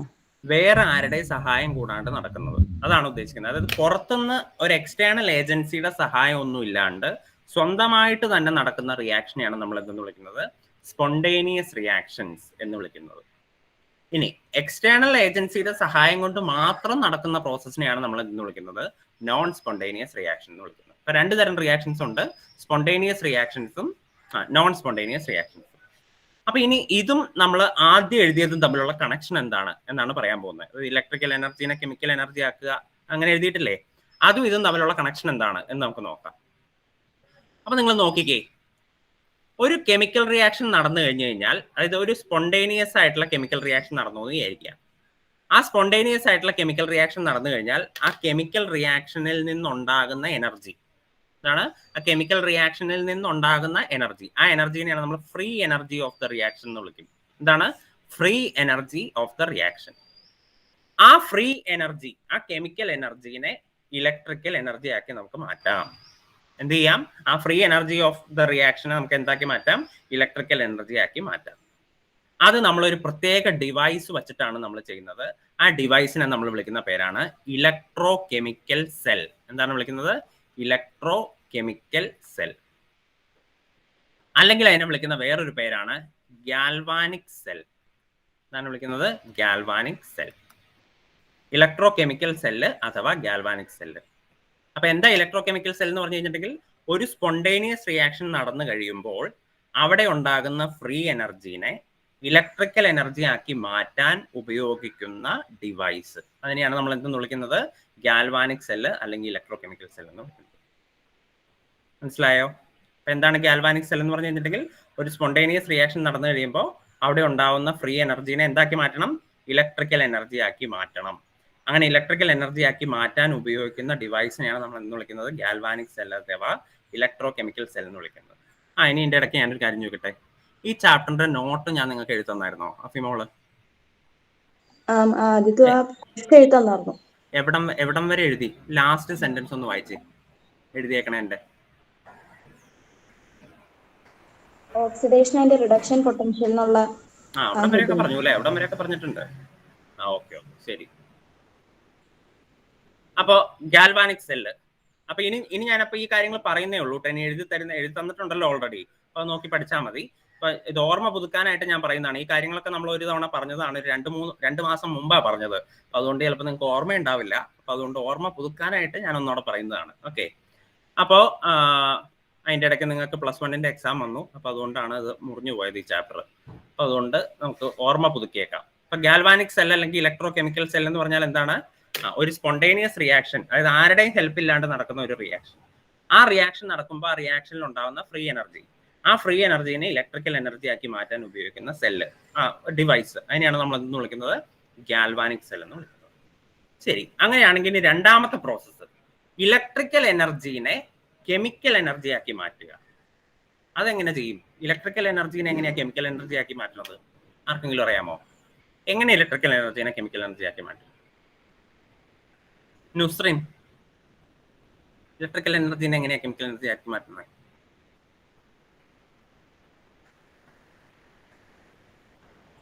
എന്തെങ്കിലും റിയാക്ഷൻസ് ഒക്കെ വെച്ചിട്ടാണോ? എന്തെങ്കിലും സെല്ലൊക്കെ ഇങ്ങനെ ബാറ്ററി ആയിട്ട് കണക്ട് ചെയ്തിട്ട് എന്തെങ്കിലും റിയാക്ഷൻസ് നടത്തുമ്പോഴാണോ? അതെ. അതായത് നമ്മള് ഇലക്ട്രിസിറ്റി കൊടുത്തിട്ട് ഒരു റിയാക്ഷൻ നടത്തുക. അപ്പൊ അത് എങ്ങനത്തെ റിയാക്ഷൻ ആയിരിക്കും? നോൺ സ്പോണ്ടേനിയസ് റിയാക്ഷൻ ആയിരിക്കും. കാരണം എന്താ? ആരുടെയെങ്കിലും സഹായം കൂടാണ്ട് ആ റിയാക്ഷൻ നടക്കില്ല. അപ്പൊ ആരുടെയെങ്കിലും സഹായം കൂടാണ്ട് നടക്കില്ലാത്ത റിയാക്ഷൻ ആയതുകൊണ്ട് നമ്മൾ എന്ത് ചെയ്യുവാണ്? ഇലക്ട്രിസിറ്റി കൊടുക്കുവാണ് ആ റിയാക്ഷനിലേക്ക്. അതായത് നമ്മൾ ഇലക്ട്രിക് ചാർജ് ആ റിയാക്ഷനിലേക്ക് കൊടുക്കുമ്പോൾ ആ റിയാക്ഷൻ നടക്കും. അതായത് ഇലക്ട്രിസിറ്റി നമ്മൾ അങ്ങോട്ട് കൊടുക്കുവാണ്. ഇലക്ട്രിസിറ്റി അങ്ങോട്ട് കൊടുത്തിട്ട് ആ റിയാക്ഷനെ നടത്തിയെടുക്കും. അപ്പൊ ആ റിയാക്ഷനിൽ നിന്ന് എന്തുണ്ടാവും? കെമിക്കൽ എനർജി ഉണ്ടാവും. അപ്പൊ ഇലക്ട്രിസിറ്റി ഇൻപുട്ടായിട്ട് നമ്മൾ ഇലക്ട്രിസിറ്റി കൊടുക്കുന്നു, എന്നിട്ട് ആ ഇലക്ട്രിസിറ്റിയും കൊണ്ട് ഒരു കെമിക്കൽ റിയാക്ഷൻ നടത്തുന്നു, അതുവഴി നമുക്ക് കെമിക്കൽ എനർജി കിട്ടുന്നു. So electrical energy is converted in to chemical energy by bringing about a reaction by providing electricity. Electricity നമ്മൾ അങ്ങോട്ട് കൊടുത്തിട്ട് ഒരു റിയാക്ഷൻ നടത്തിക്കുന്നു, അപ്പോൾ ആ റിയാക്ഷൻ വഴി നമുക്ക് കെമിക്കൽ എനർജി കിട്ടുന്നു. അങ്ങനെ നമ്മൾ കെമിക്കൽ എനർജി പ്രൊഡ്യൂസ് ചെയ്യുന്ന ഡിവൈസിനെ നമ്മൾ വിളിക്കുന്ന പേരാണ്, അതിന് ഒരു ഡിവൈസ് ഉണ്ട്, ആ ഡിവൈസിനെ നമ്മൾ വിളിക്കുന്ന പേരാണ് ഇലക്ട്രോലിറ്റിക് സെൽ. ഇതാണ് വിളിക്കുന്നത് ഇലക്ട്രോലിറ്റിക് സെൽ. ഒക്കെ എഴുതി തന്നിട്ടുണ്ടല്ലോ അല്ലെ, ഇലക്ട്രോലിറ്റിക് സെൽ. അപ്പൊ ഇലക്ട്രോ കെമിക്കൽ സെല്ലായി, ഇലക്ട്രോലിറ്റിക് സെല്ലായി. സാമുവൽ ഓഡിയോ ഒന്ന് ഓൺ ചെയ്തേ. സാമുവല്ലേ, ഞാൻ ഈ ചാപ്റ്റർ ഓൾറെഡി പഠിപ്പിച്ചതാണ്. അപ്പോ ആദ്യത്തെ ഒരു 10% പഠിപ്പിച്ചു. അപ്പൊ അത് ഞാൻ ഒന്നോടെ പറയുന്നതായി കേൾക്കുന്നത്. അപ്പൊ സാമുവൽ എന്ത് ചെയ്യണമെന്ന് വെച്ചാൽ ഈ ചാപ്റ്ററിന്റെ പഴയ വീഡിയോ എടുത്തിട്ടാണ് അതിന്റെ അകത്ത് നല്ല വിശദീകരിച്ച് പറഞ്ഞിട്ടുണ്ട്. എന്നിട്ട് എന്തെങ്കിലും സംശയം ഉണ്ടെങ്കിൽ ഓക്കെ. ഒരു സെക്കൻഡ്.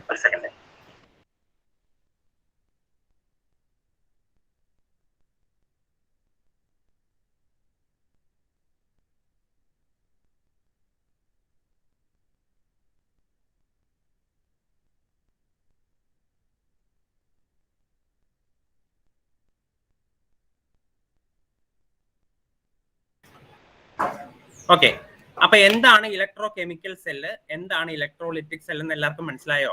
എന്താണ് ഇലക്ട്രോ കെമിക്കൽ സെൽ എന്ന് പറഞ്ഞു കഴിഞ്ഞിട്ടുണ്ടെങ്കിൽ രണ്ട് തരം റിയാക്ഷൻസ് ഉണ്ട്, സ്പോണ്ടേനിയസ് റിയാക്ഷനും നോൺ സ്പോണ്ടേനിയസ് റിയാക്ഷനും. സ്പോണ്ടേനിയസ് റിയാക്ഷൻ എന്ന് പറഞ്ഞാൽ ആരുടെ സഹായം കൂടാണ്ട് നടക്കുന്ന റിയാക്ഷൻ. അപ്പൊ ആരുടെ സഹായം ഒന്നും വേണ്ട, തന്നെ നടന്നോളും. ആ റിയാക്ഷൻ തന്നെ നടക്കുമ്പോൾ ആ റിയാക്ഷനിൽ നിന്ന് എന്തുണ്ട്, ഏത് റിയാക്ഷൻ നടന്നാലും അതിൻ്റെ അകത്തൊരു കെമിക്കൽ എനർജി ഉണ്ടാവും. ആ കെമിക്കൽ എനർജീനെ നമ്മൾ ഒരു സെല്ല് വെച്ചിട്ട് എന്ത് ചെയ്യണം, ഒരു ഡിവൈസ് വെച്ചിട്ട് ഇലക്ട്രിക്കൽ എനർജി ആക്കി മാറ്റുവാണ്. ആ ഡിവൈസിനെയാണ് നമ്മൾ ഇലക്ട്രോ കെമിക്കൽ സെൽ അഥവാ ഗാൽവാനിക് സെൽ എന്ന് വിളിക്കുന്നത്. ഇനി നേരെ തിരിച്ചാണെങ്കിൽ, അതായത് ഒരു റിയാക്ഷൻ നടക്കാൻ പോവുകയാണ്, പക്ഷെ നടക്കണില്ല, എന്ത് ചെയ്താൽ റിയാക്ഷൻ തന്നെ നടക്കുന്നില്ല. അപ്പൊ നമ്മൾ എന്ത് ചെയ്തു, ആ റിയാക്ഷൻ നടക്കാൻ വേണ്ടി ഇലക്ട്രിസിറ്റിനെ ഞാൻ അങ്ങോട്ട് കൊടുത്തു. ഇലക്ട്രിസിറ്റി നടക്കണമെന്ന് പറഞ്ഞുകൊണ്ട് ഞാൻ ഇലക്ട്രിസിറ്റി അങ്ങോട്ട് കൊടുത്തു. അപ്പൊ ആ റിയാക്ഷൻ നടന്നു. അപ്പൊ റിയാക്ഷൻ നടന്നു കഴിയുമ്പോൾ എന്തുണ്ടാവും, കെമിക്കൽ എനർജി ഉണ്ടാവും. അപ്പൊ ഞാൻ ഇലക്ട്രിസിറ്റി കൊടുത്തിട്ടല്ലേ ആ റിയാക്ഷൻ നടന്നത്. അപ്പൊ ഇലക്ട്രിക് എനർജി ഞാൻ അങ്ങോട്ട് കൊടുത്തിട്ടാണ് കെമിക്കൽ എനർജി ഉണ്ടാക്കിയെടുത്തത്. അങ്ങനെ ഇലക്ട്രിക്കൽ എനർജിനെ കെമിക്കൽ എനർജി ആക്കി മാറ്റുന്ന സെല്ലിനെയാണ് നമ്മൾ എന്ന് വിളിക്കുന്നത് ഇലക്ട്രോലിറ്റിക് സെൽ എന്ന് വിളിക്കുന്നത്. അപ്പൊ ഈ രണ്ട് തരം സെല്ലിനെ പറ്റി നിങ്ങൾ വൃത്തിയായിട്ട് അറിഞ്ഞിരിക്കണം. What is an electro chemical cell and what is an electrolytic cell. അപ്പൊ മോൾ ഒന്നോടെ വീഡിയോ ഒന്ന് ഓഡിയോ ഒന്ന് ഓൺ ചെയ്തേ. ഈ രണ്ടെണ്ണത്തിന്റെ ഡെഫിനിഷൻ ഞാൻ എഴുതി തന്നിട്ടുണ്ടല്ലോ അല്ലെ, electro chemical cell and electrolytic cell എഴുതുന്നുണ്ട്. ഓക്കെ, അപ്പൊ ഇനി അങ്ങനെയാണെങ്കിൽ ഇനി നമ്മൾ പഠിക്കാൻ പോകുന്നതാണ് ഈ ഗാൽവാനിക് സെല്ലിനെ പറ്റി നമ്മൾ കുറച്ച് ഡീറ്റെയിൽഡ് ആയിട്ട് പഠിക്കണം. അതാണ് നിങ്ങൾക്ക് ഈ ചാപ്റ്ററിൽ ആദ്യമായിട്ട് പഠിക്കാനുള്ളത്. വാട്ട് ആർ ഗാൽവാനിക് സെൽസ്, എന്താണ് ഗാൽവാനിക് സെൽസ് എന്നുള്ളത് കുറച്ചും കൂടി ഡീറ്റെയിൽഡ് ആയിട്ട് നമ്മൾ പഠിക്കാൻ പോവുകയാണ്. ഗാൽവാനിക് സെൽ, ഗാൽവാനിക് സെൽ എന്ന് പറഞ്ഞാൽ എന്താണ്? Galvanic cells are cells which convert chemical energy of A reaction. ഒരു റിയാക്ഷന്റെ കെമിക്കൽ എനർജിനെ എന്താക്കി മാറ്റുവാണ്? ഇലക്ട്രിക്കൽ എനർജി ആക്കി മാറ്റുന്ന സെല്ലിനെയാണ് നമ്മൾ എന്തെന്ന് വിളിക്കുന്നത്? ഗാൽവാനിക് സെൽ എന്ന് വിളിക്കുന്നത്. അതിനെയാണ് ഗാൽവാനിക് സെൽ എന്ന് വിളിക്കുന്നത്. ഈ ഗാൽവാനിക് സെല്ലിന് ഏറ്റവും പ്രധാനപ്പെട്ട ഒരു എക്സാമ്പിൾ ആണ് ഡാനിയൽ സെൽ. എന്താണ്? Daniel cell example. ഏറ്റവും പ്രധാനപ്പെട്ട ഗാൽവാനിക് സെൽ ഏതാണെന്ന് ചോദിച്ചാൽ നിങ്ങൾ എന്ത് പറയണം? Daniel cell. ഡാനിയൽ സെല്ലാണ് ഏറ്റവും പ്രധാനമായിട്ടുള്ള എക്സാമ്പിൾ. ഇനി ഡാനിയൽ സെല്ലിന്റെ കൺസ്ട്രക്ഷൻ, ഡാനിയൽ സെല്ലിൽ നടക്കുന്ന റിയാക്ഷൻ, ഡാനിയൽ സെല്ലിന്റെ റെപ്രസെന്റേഷൻ ഒക്കെയാണ് ഇനി നമ്മൾ പഠിക്കാൻ പോകുന്നത്. അപ്പൊ ഡാനിയൽ സെല്ലിനെ പറ്റി വളരെ ഡീറ്റെയിൽഡ് ആയിട്ട് കുറെ കാര്യങ്ങൾ നമുക്ക് പഠിക്കാനുണ്ട്. അപ്പൊ ആദ്യം നമ്മൾ പഠിക്കാൻ പോകുന്നത് എങ്ങനെയാണ് ഈ ഡാനിയൽ സെല്ല് നിർമ്മിക്കുന്നത്. How Daniel cell is constructed. എങ്ങനെ ഡാനിയൽ സെല്ല് നമുക്ക് ലാബിൽ നിർമ്മിച്ചെടുക്കാം എന്നുള്ളതാണ് പഠിക്കാൻ പോകുന്നത്. അപ്പൊ അതിനുവേണ്ടി ഞാൻ എന്ത് ചെയ്യണം എന്ന് വെച്ച് കഴിഞ്ഞിട്ടുണ്ടെങ്കിൽ, 2 ബീക്കർ എടുക്കുക. എന്തെടുക്കുക? ഇതുപോലെ 2 ബീക്കേഴ്സ്. ഒരു ബീക്കർ ഇവിടെ ഇങ്ങനെ എടുത്തു, അടുത്ത ബീക്കർ തൊട്ടടുത്ത് തന്നെ അടുത്ത ബീക്കറും വെക്കും. ഇങ്ങനെ 2 ബീക്കർ എടുക്കും. ഇനി ആദ്യത്തെ ബീക്കറിൽ ഞാൻ എന്ത് ചെയ്യണം? ഒരു സൊല്യൂഷൻ എടുക്കുവാണ്. ആ സൊല്യൂഷന്റെ പേരാണ് സിങ്ക് സൾഫേറ്റ് സൊല്യൂഷൻ. എന്താണ്? ZnSO4 solution. Zinc sulphate solution എടുക്കുക. രണ്ടാമത്തെ ബീക്കറിൽ ഞാൻ എന്തെടുക്കണം? വേറൊരു സൊല്യൂഷൻ എടുക്കണം. അതാണ് കോപ്പർ സൾഫേറ്റ് സൊല്യൂഷൻ. എന്താണ്? CuSO4 solution, copper sulphate solution. അപ്പൊ 2 ബീക്കർ എടുക്കുന്നു. ആദ്യത്തെ ബീക്കറിൽ സിങ്ക് സൾഫേറ്റ്, രണ്ടാമത്തെ ബീക്കറിൽ കോപ്പർ സൾഫേറ്റ്. ഇനി എന്താ ചെയ്യേണ്ടതെന്ന് നോക്കിക്കോ. ആദ്യത്തെ ബീക്കറിൽ ഞാൻ ഒരു ഇലക്ട്രോഡ് ഇറക്കി വെക്കുകയാണ്. അതായത് ഒരു മെറ്റാലിക് പീസ്. ആ മെറ്റാലിക് പീസാണ് എന്തിന്റെ മെറ്റാലിക് പീസാണ് ഞാൻ ഇറക്കി വെക്കുന്നത്? സിങ്ക് റോഡാണ് ഞാൻ ഇറക്കി വെക്കുന്നത്. Zinc rod. അതായത് സിങ്ക് റോഡ് സിങ്ക് സൾഫേറ്റ് സൊല്യൂഷനിൽ ഇറക്കി വെക്കുക. അപ്പൊ രണ്ടാമത്തെ ഏതായിരിക്കും ഇറക്കി വെക്കേണ്ടത്? കോപ്പർ സൾഫേറ്റിൽ എടുത്തിരിക്കുന്നത് ബീക്കറിൽ. അപ്പൊ അതുകൊണ്ട് ഇവിടെ ഞാൻ എന്തെടുക്കണം? കോപ്പർ റോഡ് ഇറക്കി വെക്കണം. എന്ത് ചെയ്യണം? കോപ്പർ റോഡ് ഇറക്കി വെക്കണം. അപ്പൊ ഇത്രയും കൊണ്ട് കഴിഞ്ഞില്ല. ഇനി എന്ത് ചെയ്യണം? ഈ 2 ഇലക്ട്രോഡും നമ്മൾ എക്സ്റ്റേണൽ സർക്യൂട്ട് വഴി ഒരു ഗാൽവാനോമീറ്റർ വെച്ച് കണക്ട് ചെയ്യണം. രണ്ടും കൂടെ നമ്മൾ എന്ത് ചെയ്യണം? ഒരു ഗാൽവാനോമീറ്റർ വെച്ച് കണക്ട് ചെയ്യണം. എക്സ്റ്റേണൽ സർക്യൂട്ട് വഴി ഒരു ഗാൽവാനോമീറ്ററിലേക്ക് കണക്ട് ചെയ്യണം. എന്തിനാ ഗാൽവാനോമീറ്ററിലേക്ക് കണക്ട് ചെയ്യുന്നത്? അവിടെ ഇലക്ട്രിസിറ്റി പ്രൊഡ്യൂസ് ചെയ്യുന്നുണ്ടോ എന്ന് അറിയാനായിട്ട്. ഇലക്ട്രോൺസിന്റെ ഫ്ലോ ഉണ്ടോ എന്ന് നമുക്ക് ചെക്ക് ചെയ്യണം.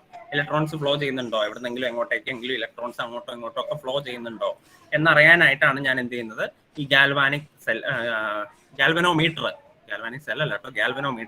വെച്ചിരിക്കുന്നത്. G എന്ന് പറഞ്ഞാൽ ഗാൽവനോമീറ്റർ ആണ്. ഗാൽവനോമീറ്റർ, വോൾട്ട് മീറ്ററോ എന്ത് വേണമെങ്കിലും വെക്കാം കേട്ടോ. ഗാൽവനോമീറ്റർ വെക്കുന്നതിന് വരും വോൾട്ട് മീറ്റർ വെച്ചാലും മതി. എന്ത് വേണമെങ്കിലും വെക്കാം. ഇനി ഒരു കാര്യം ഇവിടെ ചെയ്യണം. ഇത്രയും കൊണ്ട് നമുക്ക് ഡാനിയൽ സെൽ കംപ്ലീറ്റ് ആവില്ല.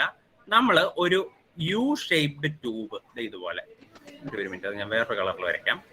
നമ്മൾ എന്ത് ചെയ്യണം? ഒരു യു ഷേപ്ഡ് ട്യൂബ് ഇതുപോലെ വരയ്ക്കും. ഇങ്ങനെ ഒരു യു ഷേപ്പ് ഉള്ള ഒരു ട്യൂബ് നമ്മൾ ഇതുപോലെ വയ്ക്കും. ഈ യു ഷേപ്പ് ട്യൂബിന്റെ ഉള്ളിൽ നമ്മൾ ഒരു ഇലക്ട്രോലൈറ്റ് നിറച്ചിട്ടുണ്ട്. സോ നമ്മൾ ഈ യു ഷേപ്പ് ട്യൂബിന്റെ ഉള്ളിൽ നിറച്ചിരിക്കുന്ന ഇലക്ട്രോലൈറ്റ് ആണ്, ഇവിടെയാണ് KCl electrolyte, potassium chloride. KCl electrolyte നിറച്ചിട്ടുണ്ട്, പൊട്ടാഷ്യം ക്ലോറൈഡ് ഇലക്ട്രോലൈറ്റ്. ഈ യു ഷേപ്പ് ട്യൂബിനെ നമ്മൾ വിളിക്കുന്ന പേരാണ് സോൾട്ട് ബ്രിഡ്ജ്. എന്താണ് വിളിക്കുന്നത്? സോൾട്ട് ബ്രിഡ്ജ് എന്നാണ് വിളിക്കുന്നത്. ഇത്രയേ ഉള്ളൂ. ഇതാണ് ഡാനിയൽ സെല്ലിന്റെ കൺസ്ട്രക്ഷൻ. ഇങ്ങനെയാണ് നമ്മൾ ഡാനിയൽ സെല്ലിനെ കൺസ്ട്രക്ട് ചെയ്യേണ്ടത്. അപ്പൊ എങ്ങനെയാണ് ഡാനിയൽ സെല്ല് കൺസ്ട്രക്ട് ചെയ്യുന്നത്? 2 ബീക്കർ എടുക്കുക. ആദ്യത്തെ ബീക്കറിൽ സിങ്ക് സൾഫേറ്റ് സൊല്യൂഷൻ എടുക്കുക. രണ്ടാമത്തെ ബീക്കറിൽ കോപ്പർ സൾഫേറ്റ് സൊല്യൂഷൻ എടുക്കുക. ഒന്നാമത്തെ ബീക്കറിലേക്ക് സിങ്ക് റോഡ് ഇറക്കി വെക്കുക. രണ്ടാമത്തെ ബീക്കറിലേക്ക് കോപ്പർ റോഡ് ഇറക്കി വെക്കുക. രണ്ടും കൂടെ ഗാൽവനോമീറ്ററിലേക്ക് കണക്ട് ചെയ്യുക. ഒരു വയർ ഉപയോഗിച്ചിട്ട് നമ്മൾ ഗാൽവനോമീറ്ററിലേക്ക് കണക്ട് ചെയ്യുക. 2 സൊല്യൂഷനെയും കൂടെ കണക്ട് ചെയ്യാനായിട്ട്, ഇന്റേണലി കണക്ട് ചെയ്യാനായിട്ട് നമ്മൾ ഒരു സോൾട്ട് ബ്രിഡ്ജ് വെക്കുക. ആ സോൾട്ട് ബ്രിഡ്ജിന്റെ ഉള്ളിൽ നമ്മൾ എന്തെടുക്കണം? ഒരു പൊട്ടാഷ്യം ക്ലോറൈഡ് സൊല്യൂഷൻ എടുക്കണം. അപ്പൊ നിങ്ങൾക്ക് ഒരു സംശയം ഉണ്ടായിരിക്കും, ഈ സോൾട്ട് ബ്രിഡ്ജ് ഇപ്പൊ ഇങ്ങനെ കമത്തി വെച്ച് കഴിഞ്ഞിട്ടുണ്ടെങ്കിൽ അതിൻ്റെ അകത്തുള്ള പൊട്ടാഷ്യം ക്ലോറൈഡ് മൊത്തം താഴത്തോട്ട് ഒഴുകി പോവില്ലേ? അങ്ങനെ തോന്നിയോ? അല്ലേ? ആ സോൾട്ട് ബ്രിഡ്ജ് ഞാനിപ്പോ കമത്തിയല്ലേ വെച്ചേക്കണത്, ഇങ്ങനെ നേരെ അല്ലല്ലോ, യു ഷേപ്പ് ഇങ്ങനെ തിരിച്ചാ വെച്ചിരിക്കുന്നത്. അപ്പൊ അതിൻ്റെ അകത്ത് എടുത്തേക്കണ പൊട്ടാഷ്യം ക്ലോറൈഡ് മൊത്തം താഴത്തോട്ട് ഒഴുകി പോവില്ലേ? ഒഴുകി പോവോ? അതിനുള്ള ഉത്തരം ഞാൻ അന്ന് പറഞ്ഞു തന്നായിരുന്നു. ആരെങ്കിലും ഓർക്കുന്നുണ്ടോ? ഒഴുകി പോവോ? സ്വാലിഹ, ഒഴുകി പോവോ? ഇല്ലല്ലോ. എന്തുകൊണ്ട് ഒഴുകി പോവില്ല?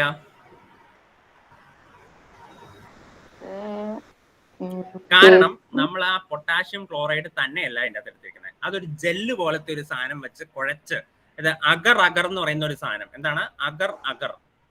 ഇതിങ്ങനെ അഗർ ഇതുപോലെ ഒരു ജെല്ലി ലൈക്ക് സബ്സ്റ്റൻസ്. അഗർ എന്ന് പറഞ്ഞ ഒരു ജെല്ലി ലൈക്ക് സബ്സ്റ്റൻസ് ആണ്. അതും ഈ പൊട്ടാഷ്യം ക്ലോറൈഡും കൂടെ മിക്സ് ചെയ്തിട്ടാണ് നമ്മൾ വച്ചിരിക്കുന്നത്. പൊട്ടാഷ്യം ക്ലോറൈഡും അഗറും കൂടെ മിക്സ് ചെയ്തിട്ടാണ് നമ്മൾ ആ ട്യൂബിന്റെ ഉള്ളിൽ കുത്തിക്കയറ്റി വെച്ചേക്കുന്നത്. അതായത് ചുരുക്കി പറഞ്ഞു കഴിഞ്ഞാൽ ജെല്ലി ലൈക്ക് സബ്സ്റ്റൻസ് ആയതുകൊണ്ട് അത് ഊർന്നു പോവില്ല. അതായത് ട്യൂബിന്റെ പുറത്തുനിന്ന് പോവില്ല. നല്ല സോളിഡിഫൈ ചെയ്ത് ഹാർഡൻ ചെയ്താണ് ഇരിക്കുന്നത്. അപ്പൊ അതുകൊണ്ട് തന്നെ അത് അതിന്റെ ഉള്ളിൽ നിന്ന് താഴത്തോട്ട് പോവില്ല. അപ്പൊ ഇത്രയാണ് നിങ്ങൾക്ക് ഡാനിയൽ സെല്ലിന്റെ കൺസ്ട്രക്ഷൻ. എന്തെങ്കിലും സംശയം ഉണ്ടോ ഡാനിയൽ സെല്ല് കൺസ്ട്രക്ട് ചെയ്തേക്കണേല്? Any doubt? ഇല്ല.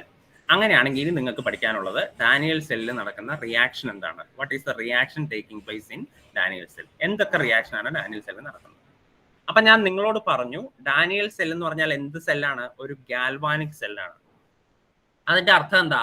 ഇവിടെ നടക്കുന്ന റിയാക്ഷൻ ഒരു സ്പോണ്ടേനിയസ് റിയാക്ഷൻ ആയിരിക്കും. ഡാനിയൽ സെല്ലിൽ നടക്കുന്ന റിയാക്ഷൻ എങ്ങനത്തെ റിയാക്ഷൻ ആയിരിക്കും? ഒരു സ്പോണ്ടേനിയസ് റിയാക്ഷൻ ആയിരിക്കും. അതായത് ആരുടെ ഹെൽപ്പില്ലാണ്ട് നടക്കുന്ന റിയാക്ഷൻ. നിങ്ങൾ ഈ സെല്ല് ഇത് എങ്ങനെ അങ്ങ് ഉണ്ടാക്കി വെച്ചാൽ മാത്രം മതി. ഇനി ഒന്നും ചെയ്യണ്ട, റിയാക്ഷൻ തന്നെ നടന്നോളും. അതായത് ഇനി നിങ്ങൾ ഇത് കൊണ്ട് കറണ്ടിൽ കുത്തുവോ അങ്ങനെ ഒന്നും ചെയ്യണ്ട എന്നാണ് ഞാൻ പറഞ്ഞത്. ഒന്നും ചെയ്യാൻ നിൽക്കണ്ട.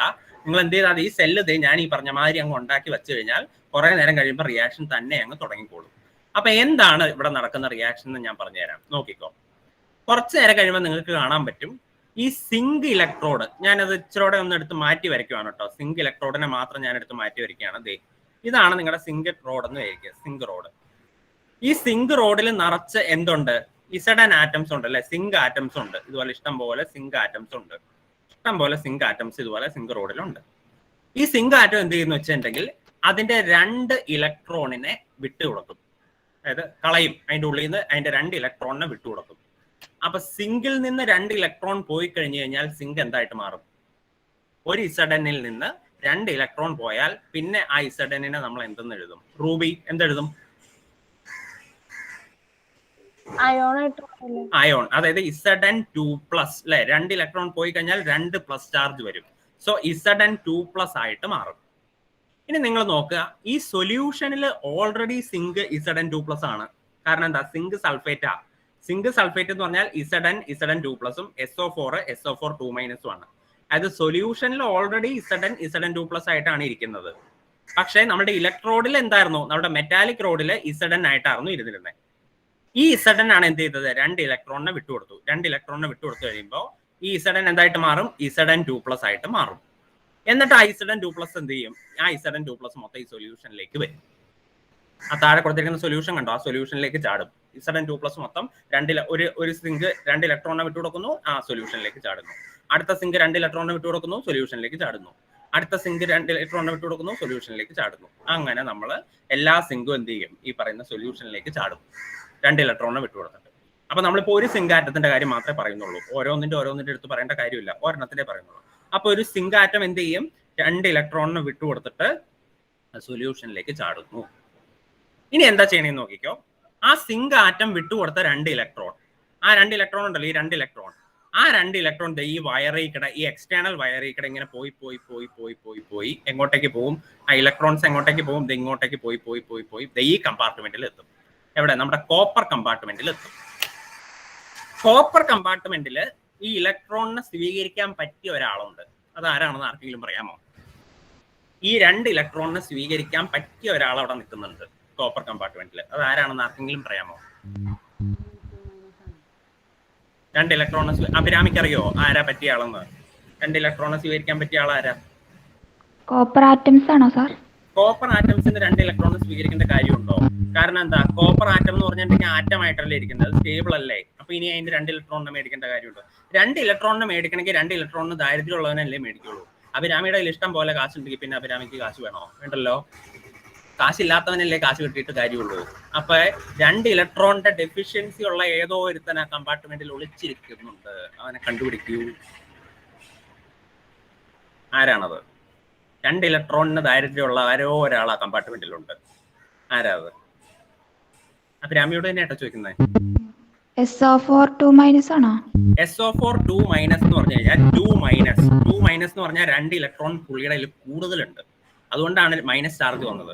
2 ഇലക്ട്രോൺ കൂടുതലുള്ളവൻ ഇനി ഇലക്ട്രോണിനെ മേടിക്കുന്നു പറഞ്ഞാൽ ഞാൻ അഭിരാമിനെ തല്ലും. കാരണം ഇനി അവൻ 2 ഇലക്ട്രോണിനെ മേടിക്കില്ല. അവന്റെ കയ്യിൽ ഇഷ്ടം പോലെ ഇലക്ട്രോൺ കയ്യിലുണ്ട്, അവൻ മേടിക്കില്ല. അപ്പൊ ആര് മേടിക്കും? അഭിരാമി എന്നെ പറഞ്ഞു മേടിക്കും. CU റോഡാണോ? CU റോഡല്ല, CU റോഡിൽ CU ആറ്റംസ് ആണുള്ളത്. പുള്ളി മേടിക്കൊന്നുമില്ല. ഈ 2 സാധനത്തിനെ മാത്രമേ അഭിരാമി കണ്ടോളോ. CUനെയും SO4 2- മാത്രമേ കണ്ടു. വേറെ ആരും അതിൻ്റെ അകത്തില്ലേ ആ കമ്പാർട്ട്മെന്റില്? ഈ SO4 2- എന്ന് പറഞ്ഞ സ്ഥിതിക്ക് അതിന്റെ കൂടെ നിൽക്കുന്ന ആളെ പറയാത്ത തന്നെ. SO4 2- കൂടെ ആരാ? Cu2+. ആ Cu2+. ആ സൊല്യൂഷനിലുള്ള Cu2+. പുള്ളിക്കാണ് 2 ഇലക്ട്രോണിന്റെ ദാരിദ്ര്യം. അതുകൊണ്ടാണ് 2+ അയോൺ ആയിട്ട് നിൽക്കുന്നത്. നിങ്ങൾ നോക്കുക, ഈ സൊല്യൂഷനിലേക്ക് നിങ്ങൾ നോക്കുക. ഈ സൊല്യൂഷനിൽ CuSO4 എന്ന് പറഞ്ഞാൽ Cu2+ഉം SO4 2- ആണ്. Cu2+ SO4 2-. അതിന്റെ അർത്ഥം ഈ പുള്ളിക്ക് 2 ഇലക്ട്രോണിന്റെ ദാരിദ്ര്യം ഉണ്ടെന്നാണ്. അപ്പൊ ഈ പുള്ളി എന്ത് ചെയ്യും? ഈ സിങ്കിൽ നിന്ന് വരുന്ന 2 ഇലക്ട്രോണിനെ ഈ Cu2+ അങ്ങ് വാങ്ങും. മനസ്സിലായോ? ഇതാണ് ഡാനിയൽ സെല്ലിൽ നടക്കുന്ന റിയാക്ഷൻ. അപ്പൊ എന്താണ് ഡാനിയൽ സെല്ലിൽ നടക്കുന്ന റിയാക്ഷൻ? ഡാനിയൽ സെല്ല് ഞാൻ അങ്ങ് ഉണ്ടാക്കി വെച്ച് കഴിഞ്ഞാൽ കുറച്ചു നേരം കഴിയുമ്പോഴത്തേക്കും സിങ്ക് ആറ്റംസ് എന്ത് ചെയ്യും? 2 ഇലക്ട്രോണിന് വിട്ടുകൊടുത്തിട്ട് Zn2+ ആയി മാറുന്നു. ആ സിങ്ക് ആറ്റം വിട്ടുകൊടുത്ത 2 ഇലക്ട്രോൺസ് ആ വയറിൽ എക്സ്റ്റേണൽ വയറിൽ വന്ന് കോപ്പർ കമ്പാർട്ട്മെന്റിൽ എത്തുന്നു. അപ്പൊ കോപ്പർ കമ്പാർട്ട്മെന്റിലുള്ള ആ കോപ്പർ സൊല്യൂഷൻ, കോപ്പർ സൾഫേറ്റ് സൊല്യൂഷനിലുള്ള കോപ്പർ എന്ത് ചെയ്യുന്നു? Cu2+ ഈ 2 ഇലക്ട്രോണിനെ വാങ്ങുന്നു. ഇതാണ് ഡാനിയൽ സെല്ലിൽ നടക്കുന്ന റിയാക്ഷൻ. അപ്പൊ നമുക്ക് റിയാക്ഷൻസ് എഴുതി നോക്കാം. അതിന് മുമ്പ് ഒരു കാര്യം കൂടെ ഞാൻ പറയാം. അല്ലെങ്കിൽ റിയാക്ഷൻ എഴുതാം, അത് കഴിഞ്ഞിട്ട് ഞാൻ പറയാം. അപ്പൊ ആദ്യത്തെ റിയാക്ഷൻ എന്താണ്? The reactions in Daniell cell reactions. ആദ്യത്തെ റിയാക്ഷൻ എന്താണ്?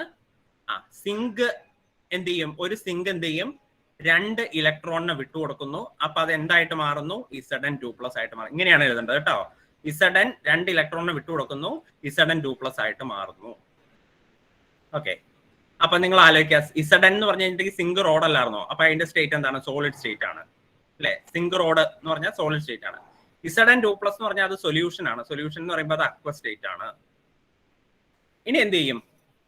കോപ്പർ കമ്പാർട്ട്മെന്റിൽ ആർക്കായിരുന്നു ദാരിദ്ര്യം പിടിച്ചിരുന്നത്? കോപ്പറിന്, Cu2+. ആ പുള്ളിയുടെ കയ്യിൽ ഇലക്ട്രോൺ ഒന്നും ഇല്ല. അപ്പൊ പുള്ളി എന്ത് ചെയ്യും? ഈ 2 ഇലക്ട്രോണിനെ അങ്ങ് വാങ്ങുന്നു. 2 ഇലക്ട്രോണിനെ വാങ്ങി. അപ്പൊ പുള്ളി എന്തായിട്ട് മാറി? കോപ്പർ ആയിട്ട് മാറി. കാരണം 2 പ്ലസ് ചാർജ് അങ്ങ് ഇല്ലാണ്ടായി. 2 ഇലക്ട്രോണിനെ മേടിച്ചു കഴിഞ്ഞപ്പോൾ ഈ 2 പ്ലസ് ചാർജ് ഇല്ലാണ്ടായി. അപ്പൊ കോപ്പർ ആയിട്ട് മാറി. കോപ്പർ എന്ന് പറഞ്ഞു കഴിഞ്ഞിട്ടുണ്ടെങ്കിൽ സോളിഡ് സ്റ്റേറ്റ് ആണ്. Cu2+ എന്ന് പറഞ്ഞാൽ സൊല്യൂഷനിലായത് അത് അക്വസ് സ്റ്റേറ്റ് ആണ്. Cu2+ കോപ്പർ ആയിട്ട് മാറുന്നു. ഇതാണ് നമ്മുടെ ഡാനിയൽ സെല്ലിൽ നടക്കുന്ന 2 റിയാക്ഷൻ. ഇനി നിങ്ങൾ പറയണം, ഒന്നാമത്തെ റിയാക്ഷനെ എന്ത് വിളിക്കാം? രണ്ടാമത്തെ റിയാക്ഷനെ എന്ത് വിളിക്കാം? നിങ്ങൾ തന്നെ പറയണം. ഒന്നാമത്തെ റിയാക്ഷനെ ഒരു പേരിട്ട് വിളിക്കാം, രണ്ടാമത്തെ റിയാക്ഷനെയും ഒരു പേരിട്ട് വിളിക്കാം. എന്ത് പേരിട്ട് വിളിക്കും Annmary Benny? Sir, oxidation half reaction. Oxidation എന്നും റിഡക്ഷൻ എന്നും വിളിക്കാം. കാരണം എന്താ? ഇത് ഇവിടെ 2 ഇലക്ട്രോണിനെ നഷ്ടപ്പെടുകയാണ് ചെയ്തത് അല്ലെ? ഇലക്ട്രോണിനെ വിട്ടുകൊടുക്കുകയാണ് ചെയ്തത്. ഇലക്ട്രോണിനെ വിട്ടുകൊടുക്കുന്ന പ്രോസസ്സാണ് ഓക്സിഡേഷൻ. ഇലക്ട്രോണിനെ മേടിക്കുന്ന പ്രോസസ്സാണ് റിഡക്ഷൻ. അപ്പൊ ആരാണ് ഇലക്ട്രോണിനെ മേടിച്ചത്? Cu2+ ആണ് ഇലക്ട്രോണിനെ മേടിച്ചത്. അപ്പൊ Cu2+ റിഡക്ഷൻ സംഭവിച്ചു. ആരാണ് ഇലക്ട്രോണിനെ വിട്ടുകൊടുത്തത്? സിങ്ക് ആണ് ഇലക്ട്രോണിനെ വിട്ടുകൊടുത്തത്. അപ്പൊ സിങ്കിന് ഓക്സിഡേഷൻ സംഭവിച്ചു. പക്ഷെ ഞാൻ ഇവിടെ ചുമ്മാ ഓക്സിഡേഷൻ എന്ന് മാത്രമല്ല എഴുതുന്നത്, ഞാൻ ഇവിടെ എഴുതുവാണ് ഓക്സിഡേഷൻ ഹാഫ്. എന്താണ് എഴുതുന്നത്? ഓക്സിഡേഷൻ ഹാഫ് എന്നാണ് എഴുതുന്നത്. അല്ലെങ്കിൽ നിങ്ങൾക്ക് ഓക്സിഡേഷൻ ഹാഫ് റിയാക്ഷൻ എന്ന് എഴുതാം, എങ്ങനെ വേണമെങ്കിലും എഴുതാം. Oxidation half reaction. ഇവിടെ ഞാൻ എഴുതുന്നത് റിഡക്ഷൻ ഹാഫ് റിയാക്ഷൻ എന്നാണ്. Reduction half reaction. എന്താ അങ്ങനെ എഴുതിയേ? ഓക്സിഡേഷൻ ഹാഫ്, അതിനെ പകുതി ഓക്സിഡേഷൻ ആണെന്ന് പറഞ്ഞോളൂ. അതുകൊണ്ടാണ് ഓക്സിഡേഷൻ ഹാഫ് റിയാക്ഷൻ എന്ന് എഴുതിയിരിക്കുന്നത്. പകുതി ഓക്സിഡേഷന്റെ പകുതി, റിഡക്ഷന്റെ പകുതി, അങ്ങനെയാണോ ഉദ്ദേശിക്കുന്നത്? അതാണ് oxidation half reaction. Reduction half reaction എന്ന് പറഞ്ഞതിന്റെ അർത്ഥം ഓക്സിഡേഷന്റെ പകുതി നടന്നു, റിഡക്ഷന്റെ പകുതി നടന്നു. അങ്ങനെയാണോ അതിന്റെ അർത്ഥം? ഫാത്തിമ സനം?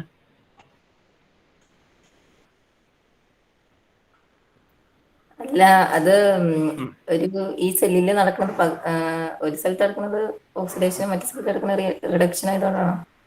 അതായത് ആ സെല്ലിൽ നടക്കുന്ന മൊത്തം റിയാക്ഷൻ അല്ലല്ലോ അത്, അല്ലെ? സെല്ലിൽ നടക്കുന്ന മൊത്തം റിയാക്ഷൻ എന്ന് പറഞ്ഞാൽ എന്താണ്? സിങ്ക് ഇലക്ട്രോണിനെ വിട്ടു കൊടുക്കുന്നു, കോപ്പർ ഇലക്ട്രോണിനെ മേടിക്കുന്നു. ഇത് രണ്ടും കൂടെ ചേരുമ്പോഴാണ് മൊത്തം റിയാക്ഷൻ ആവുള്ളൂ.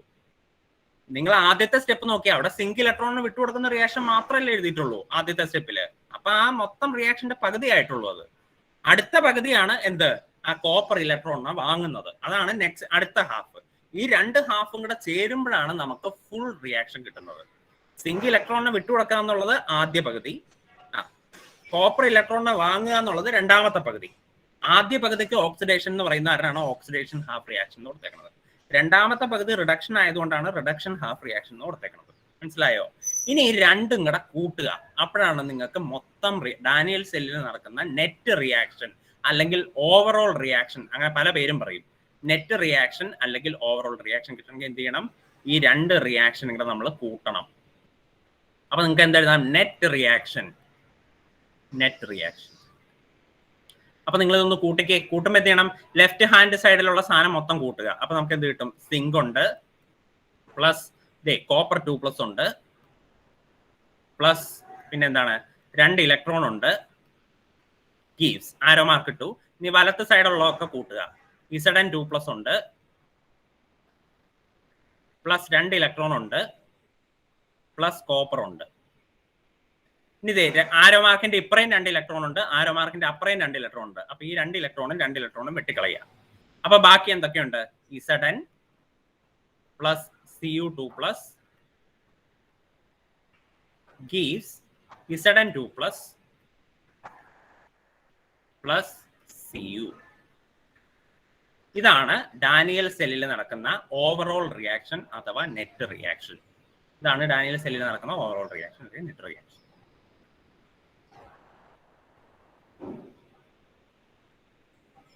അതായത് ഈ റിയാക്ഷൻ കാണുമ്പോൾ തന്നെ നമുക്ക് മനസ്സിലാവും. ഇവിടെ സിങ്ക് എന്ന് എഴുതിയിരിക്കുന്നത്, സിങ്കിന്റെ ഓക്സിഡേഷൻ സ്റ്റേറ്റ് എത്രയാ? 0 ആണ്. കാരണം എന്താ? അത് ഫ്രീ സ്റ്റേറ്റിലാണ് നിൽക്കുന്നത്, ഒരു കമ്പൈൻഡ് സ്റ്റേറ്റിലല്ല, തന്നെ നിൽക്കുവാണ്, സിങ്ക് തന്നെ നിൽക്കുവാണ്. അപ്പൊ അതുകൊണ്ട് അതിന്റെ ഓക്സിഡേഷൻ സ്റ്റേറ്റ് 0 ആണ്. ആ 0യിൽ നിന്ന് അത് എത്രയായിട്ട് മാറി? റിയാക്ഷൻ തുടങ്ങുമ്പോൾ 0 ആയിരുന്നു, അത് എന്തായിട്ട് മാറി? 2+ ആയിട്ട് മാറി. അതായത് 2 കൂടി. അപ്പൊ അതിനെയാണ് നമ്മൾ ഓക്സിഡേഷൻ എന്ന് പറയുന്നത്. കാരണം എന്താ? ഓക്സിഡേഷൻ നമ്പർ കൂടി. ഓക്സിഡേഷൻ നമ്പർ 0 ആയിരുന്നു, ഇവിടെ ഓക്സിഡേഷൻ നമ്പർ +2 ആണ്. അപ്പൊ 0യിൽ നിന്ന് +2 ആയതുകൊണ്ട് ഇതിനെ ഓക്സിഡേഷൻ എന്ന് വിളിക്കാം. എന്നാൽ Cuവിന്റെ കാര്യം നോക്കിക്കേ.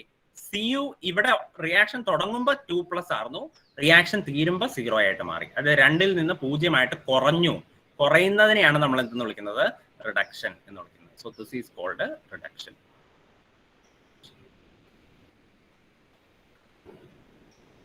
മനസ്സിലായോ ഇത്രയും കാര്യങ്ങൾ? ശരി. അങ്ങനെയാണെങ്കിൽ ഇനി നമ്മൾ ഈ ഡാനിയൽ സെല്ലിലുള്ള ആനോഡിനെയും കാഥോഡിനെയും തിരിച്ചറിയാൻ പോവാണ്. Which is the anode and which is the cathode? അതാണ് ഇനി അടുത്ത ചോദ്യം. അതെങ്ങനെ കണ്ടുപിടിക്കും? ആനോഡിനെ കണ്ടുപിടിക്കാനും കാഥോഡിനെ കണ്ടുപിടിക്കാനുള്ള മാർഗം എന്താണ്? അതാണ് അടുത്ത ചോദ്യം. ആര് പറയും?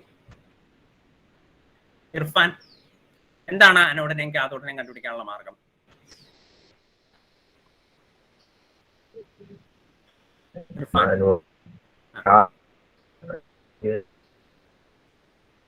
ഇർഫാന്റെ ഓഡിയോ ഒട്ടും തന്നെ ക്ലിയർ അല്ല. ഓഡിയോ ക്ലിയർ അല്ല കേട്ടോ. ഓക്കെ,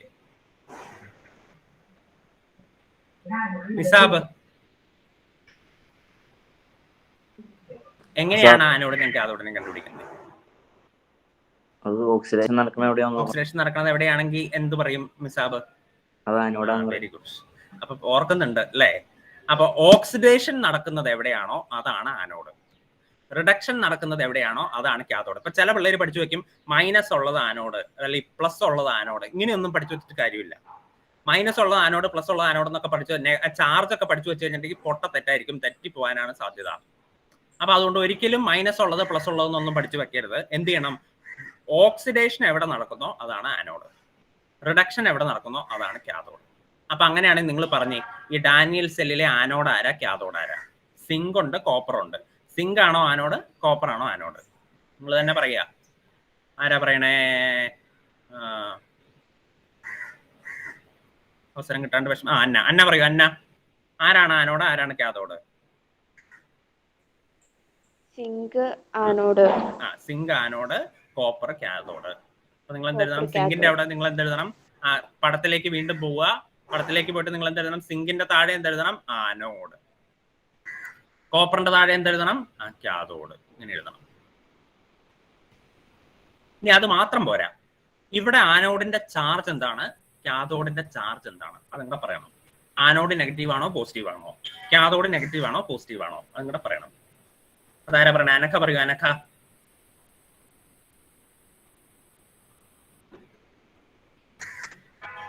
അനക്ക. സാർ, ആനോഡ് പോസിറ്റീവും കാഥോഡ് നെഗറ്റീവും. എന്തുകൊണ്ടാ അങ്ങനെ പറഞ്ഞ അനക്ക?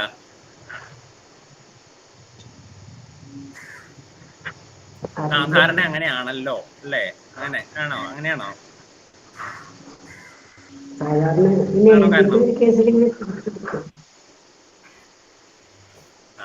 അങ്ങനെയാണെങ്കിൽ വേറൊരാളുടെ അഭിപ്രായം ചോദിക്കാം. ആലിയക്ക് എന്നാ അഭിപ്രായം?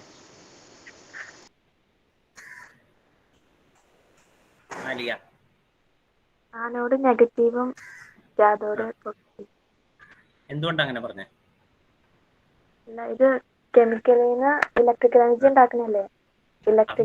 അതും നെഗറ്റീവും പോസിറ്റീവും ആയിട്ട് ഒരു ബന്ധമില്ല. അല്ല, 10ാം ക്ലാസ്സിൽ പഠിക്കാൻ.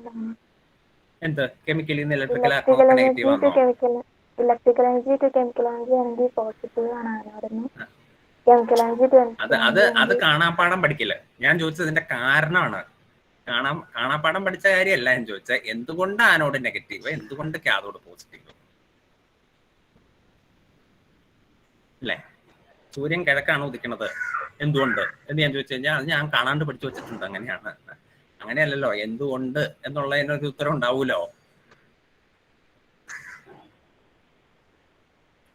സിങ്ക് 2 ഇലക്ട്രോണെ ലെസ് ആക്കുന്നതുകൊണ്ടാണ്. വെരി ഗുഡ്, അതാണ് കാരണം. അതായത് നിങ്ങൾ നോക്കുക, ഈ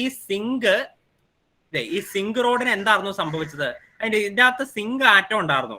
ആ സിങ്ക് ആറ്റം 2 ഇലക്ട്രോണിനെ വിട്ടുകൊടുത്തിട്ടാണ് സിങ്ക് 2+ ആയിട്ട് സൊല്യൂഷനിലേക്ക് പോയത്.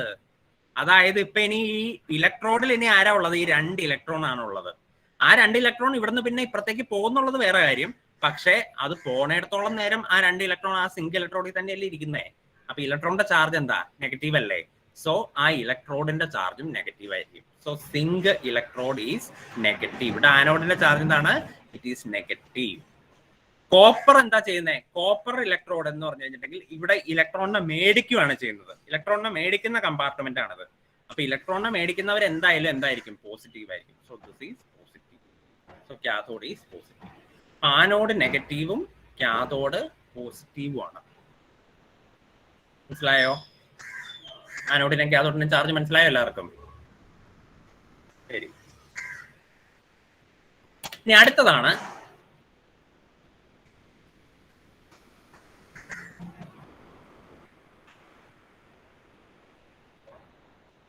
നിങ്ങൾക്ക് പഠിക്കാനുള്ളതാണ് oxidation potential and reduction potential. എന്താണ് ഓക്സിഡേഷൻ പൊട്ടൻഷ്യൽ, എന്താണ് റിഡക്ഷൻ പൊട്ടൻഷ്യൽ? അതിനു മുമ്പ് നിങ്ങൾക്ക് പഠിക്കാനുള്ളതാണ് എന്താണ് ഇലക്ട്രോഡ് പൊട്ടൻഷ്യൽ. ഞാൻ പഠിപ്പിച്ചിട്ടുണ്ട് ഇലക്ട്രോഡ് പൊട്ടൻഷ്യൽ. എന്താ ഇലക്ട്രോഡ് പൊട്ടൻഷ്യൽ എന്ന് പറഞ്ഞ ആ വാക്കിന്റെ അർത്ഥം എന്താ? പൊട്ടൻഷ്യൽ സാധാരണ ഇംഗ്ലീഷിൽ പൊട്ടൻഷ്യൽ എന്ന് പറഞ്ഞാൽ ഭീമ. എന്നാ പൊട്ടൻഷ്യൽ എന്ന് പറഞ്ഞ അർത്ഥം? ടെൻഡൻസി ആണോ? ടെൻഡൻസി എന്നാണോ പൊട്ടൻഷ്യലിന്റെ അർത്ഥം? ഭീമയ്ക്ക് നല്ല പൊട്ടൻഷ്യൽ ഉള്ള ഒരാളാണ് എന്ന് പറഞ്ഞാൽ ഭീമയ്ക്ക് നല്ല ടെൻഡൻസി ഉള്ള ഒരാളാണെന്നാണ് അതിന്റെ അർത്ഥം. കഴിവ് അല്ലെ? കഴിവ് അല്ലെ? കഴിവ് എന്നാണ് അതിന്റെ അർത്ഥം. പൊട്ടൻഷ്യൽ എന്ന് പറഞ്ഞാൽ കഴിവ്. അപ്പൊ ഇലക്ട്രോഡ് പൊട്ടൻഷ്യൽ എന്ന് പറഞ്ഞാൽ അതിന്റെ അർത്ഥം എന്താ? ഇലക്ട്രോഡിന്റെ കഴിവ്. ഇലക്ട്രോഡിന്റെ കഴിവ്. ഇലക്ട്രോഡിന് എന്ത് കഴിവാ ഉള്ളത്? ഇലക്ട്രോഡിന് എന്നാ കഴിവ്? ഇലക്ട്രോഡ് ഓട്ട മത്സരത്തിൽ ജയിക്കുക, അതാണോ ഇലക്ട്രോഡിന്റെ കഴിവ്? അതാണോ ഇലക്ട്രോഡിന്റെ കഴിവല്ല. ഇലക്ട്രോഡിന്റെ കഴിവ് എന്താ? ഇലക്ട്രോണിനെ മേടിക്കുവാനോ ഇലക്ട്രോണിനെ കൊടുക്കുവാനോ ഉള്ള കഴിവ് അല്ലെ? അതല്ലേ ഇലക്ട്രോഡ് പൊട്ടൻഷ്യൽ എന്ന് പറഞ്ഞാൽ. ഇലക്ട്രോഡിന്റെ കഴിവ് എന്ന് പറഞ്ഞാൽ എന്താണ്? To receive electron or to donate electron. അപ്പൊ ഒരു ഇലക്ട്രോഡ് അതിന്റെ ഇലക്ട്രോണിനെ കൊടുക്കുവാനോ മേടിക്കുവാനോ കാണിക്കുന്ന കഴിവിനെയാണ് നമ്മൾ എന്തെന്ന് പറയുന്നത്? അതിന്റെ പൊട്ടൻഷ്യൽ എന്ന് പറയുന്നത്. ഇലക്ട്രോഡ് പൊട്ടൻഷ്യൽ എന്ന് പറഞ്ഞിട്ടുണ്ടെങ്കിൽ so it is the tendency of an electrode to gain or loss electrons. ഇലക്ട്രോണിനെ ഗെയിൻ ചെയ്യുവാനോ ഇലക്ട്രോണിനെ ലോസ് ചെയ്യാനോ ഉള്ള ഒരു പൊട്ടൻഷ്യൽ, ആ ഇലക്ട്രോഡിന്റെ കഴിവിനെയാണ് നമ്മൾ എന്തെന്ന് പറയുന്നത്? ഇലക്ട്രോഡ് പൊട്ടൻഷ്യൽ എന്ന് പറയുന്നത്. അങ്ങനെയാണെങ്കിൽ ഇലക്ട്രോഡ് പൊട്ടൻഷ്യൽ 2 തരത്തിലുണ്ട്. ഏതാണ്? ഒന്ന് ഓക്സിഡേഷൻ പൊട്ടൻഷ്യൽ, 2 റിഡക്ഷൻ പൊട്ടൻഷ്യൽ. 2 തരം ഇലക്ട്രോഡ് പൊട്ടൻഷ്യൽ ഉണ്ട്. ഇലക്ട്രോഡിന് 2 തരം കഴിവുകളുണ്ട്. ഒന്ന് ഓക്സിഡേഷൻ പൊട്ടൻഷ്യലും 2 റിഡക്ഷൻ പൊട്ടൻഷ്യലും. അപ്പൊ അങ്ങനെയാണെങ്കിൽ അതെന്നതാണെന്ന് പറഞ്ഞു. ഓക്സിഡേഷൻ പൊട്ടൻഷ്യൽ എന്ന് പറഞ്ഞാൽ എന്താ? ആ വാക്കിൽ തന്നെ കിട്ടില്ലേ? ഓക്സിഡേഷൻ പൊട്ടൻഷ്യൽ എന്ന് പറഞ്ഞാൽ എന്താ? ഓക്സിഡേഷന് വിധേയമാകാനുള്ള കഴിവ്. റിഡക്ഷൻ പൊട്ടൻഷ്യൽ എന്ന് പറഞ്ഞാൽ എന്താ? റിഡക്ഷന് വിധേയമാകാനുള്ള കഴിവ്. അങ്ങനെയാണെങ്കിൽ ഓക്സിഡേഷൻ എന്ന് പറഞ്ഞാൽ എന്താണ്? ഇലക്ട്രോണിനെ വിട്ടുകൊടുക്കുക, അതാണ് ഓക്സിഡേഷൻ. അപ്പൊ ഓക്സിഡേഷൻ പൊട്ടൻഷ്യൽ എന്ന് പറഞ്ഞാൽ എന്തായിരിക്കും? ഇലക്ട്രോണിനെ വിട്ടുകൊടുക്കാനുള്ള കഴിവ്. റിഡക്ഷൻ എന്ന് പറഞ്ഞാൽ എന്താ? ഇലക്ട്രോണിനെ വാങ്ങുക. അപ്പൊ ഇലക്ട്രോണിനെ വാങ്ങാനുള്ള സ്വീകരിക്കാനുള്ള കഴിവ്, അതാണ് റിഡക്ഷൻ പൊട്ടൻഷ്യൽ. അപ്പൊ ചുരുക്കി പറഞ്ഞാൽ ഒരു ഇലക്ട്രോഡിന് 2 തരം പൊട്ടൻഷ്യൽ ഉണ്ട്. ഓക്സിഡേഷൻ പൊട്ടൻഷ്യൽ ഉണ്ട്, റിഡക്ഷൻ പൊട്ടൻഷ്യൽ ഉണ്ട്. ഒരു ഇലക്ട്രോഡ്, ഇപ്പൊ ഞാൻ ഒരു ഇലക്ട്രോഡാണ്, പിന്നെ ആരാ? നമ്മളുടെ അഹാല് ഒരു ഇലക്ട്രോഡാണെന്ന് വിചാരിക്കുക. ഞങ്ങൾ രണ്ടുപേരും ഓരോരോ ഇലക്ട്രോഡുകളാണ്. എനിക്ക് ഇലക്ട്രോണിനെ കൊടുക്കാൻ മാത്രമേ താല്പര്യമുള്ളൂ. ഇലക്ട്രോണിനെ എന്തേ പിടിച്ചോന്നും പറഞ്ഞു. അഹാലിനാണ് ഇലക്ട്രോണിനെ വാങ്ങാൻ മാത്രമേ താല്പര്യമുള്ളൂ എന്ന് വിചാരിക്കാം. അങ്ങനെയാണെങ്കിൽ എന്ത് പറയാം? എനിക്ക് ഓക്സിഡേഷൻ പൊട്ടൻഷ്യൽ കൂടുതലാണ്, കാരണം ഞാൻ എപ്പോഴും ഇലക്ട്രോണിനെ കൊടുത്തോണ്ടിരിക്കുന്ന ആളാണ്. അപ്പൊ എനിക്ക് ഓക്സിഡേഷൻ പൊട്ടൻഷ്യൽ കൂടുതലാണ്, റിഡക്ഷൻ പൊട്ടൻഷ്യൽ കുറവാണ്. എന്നാൽ അഹാലിന് നേരെ തിരിച്ചാ, ഇലക്ട്രോണിനെ വാങ്ങാനാണ് പുള്ളിക്ക് താല്പര്യം. അപ്പൊ പുള്ളിയുടെ റിഡക്ഷൻ പൊട്ടൻഷ്യൽ വളരെ കൂടുതലാണ്, പുള്ളിയുടെ ഓക്സിഡേഷൻ പൊട്ടൻഷ്യൽ വളരെ കമ്മിയാണ്, അതായത് വളരെ കുറവാണ്. കാരണം എന്താ? ഇലക്ട്രോണിനെ പുള്ളി വാങ്ങുകയുള്ളൂ, കൊടുക്കില്ല. ഇങ്ങനെയാണ് ഒരു വസ്തുവിന്റെ ഓക്സിഡേഷൻ പൊട്ടൻഷ്യലും റിഡക്ഷൻ പൊട്ടൻഷ്യലും ആണോ എന്ന് നമ്മൾ മെഷർ ചെയ്യുന്നത്. ഇനി നമ്മളോട് IUPAC പറഞ്ഞേക്കുവാണ് എപ്പോഴും നിങ്ങൾ ഒരു ഇലക്ട്രോഡിന്റെ എന്ത് മെഷർ ചെയ്താൽ മതി? റിഡക്ഷൻ പൊട്ടൻഷ്യൽ മെഷർ ചെയ്താൽ മതി, ഓക്സിഡേഷൻ പൊട്ടൻഷ്യൽ നോക്കണ്ട. ഒരു വസ്തുവിന് ഇലക്ട്രോണിനെ സ്വീകരിക്കാനുള്ള കഴിവുണ്ടോ ഇല്ലയോ ഇത് മാത്രം നോക്കിയാൽ മതി. ആ ടേംസിൽ പറയുമ്പോൾ എന്നെ അഹാലിനെ വെച്ച് നോക്കുമ്പോൾ ആരാ എടുക്കാൻ? അഹാലാണ് എടുക്കാൻ. കാരണം എന്താ? അഹാലിനാണ് ഇലക്ട്രോണിനെ സ്വീകരിക്കാനുള്ള കഴിവ്. അപ്പൊ പുള്ളിയുടെ റിഡക്ഷൻ പൊട്ടൻഷ്യൽ കൂടുതലായിരിക്കും, എന്റെ റിഡക്ഷൻ പൊട്ടൻഷ്യൽ കുറവായിരിക്കും. തൽക്കാലം ഞാൻ ഇന്ന് ഇത്രയും പറഞ്ഞ് നിർത്തുവാണ്. അപ്പൊ ടീച്ചറിന്റെ ഇന്ന് ഇത്രയൊക്കെ പറഞ്ഞ് അടി മേടിക്കാണ്ടിരിക്കാനുള്ള പണിയൊക്കെ നോക്കുക. ബാക്കി നമുക്ക് അടുത്ത ക്ലാസ്സിൽ ഡിസ്കസ് ചെയ്യാം. Thank you. Thank you sir. Thank you sir.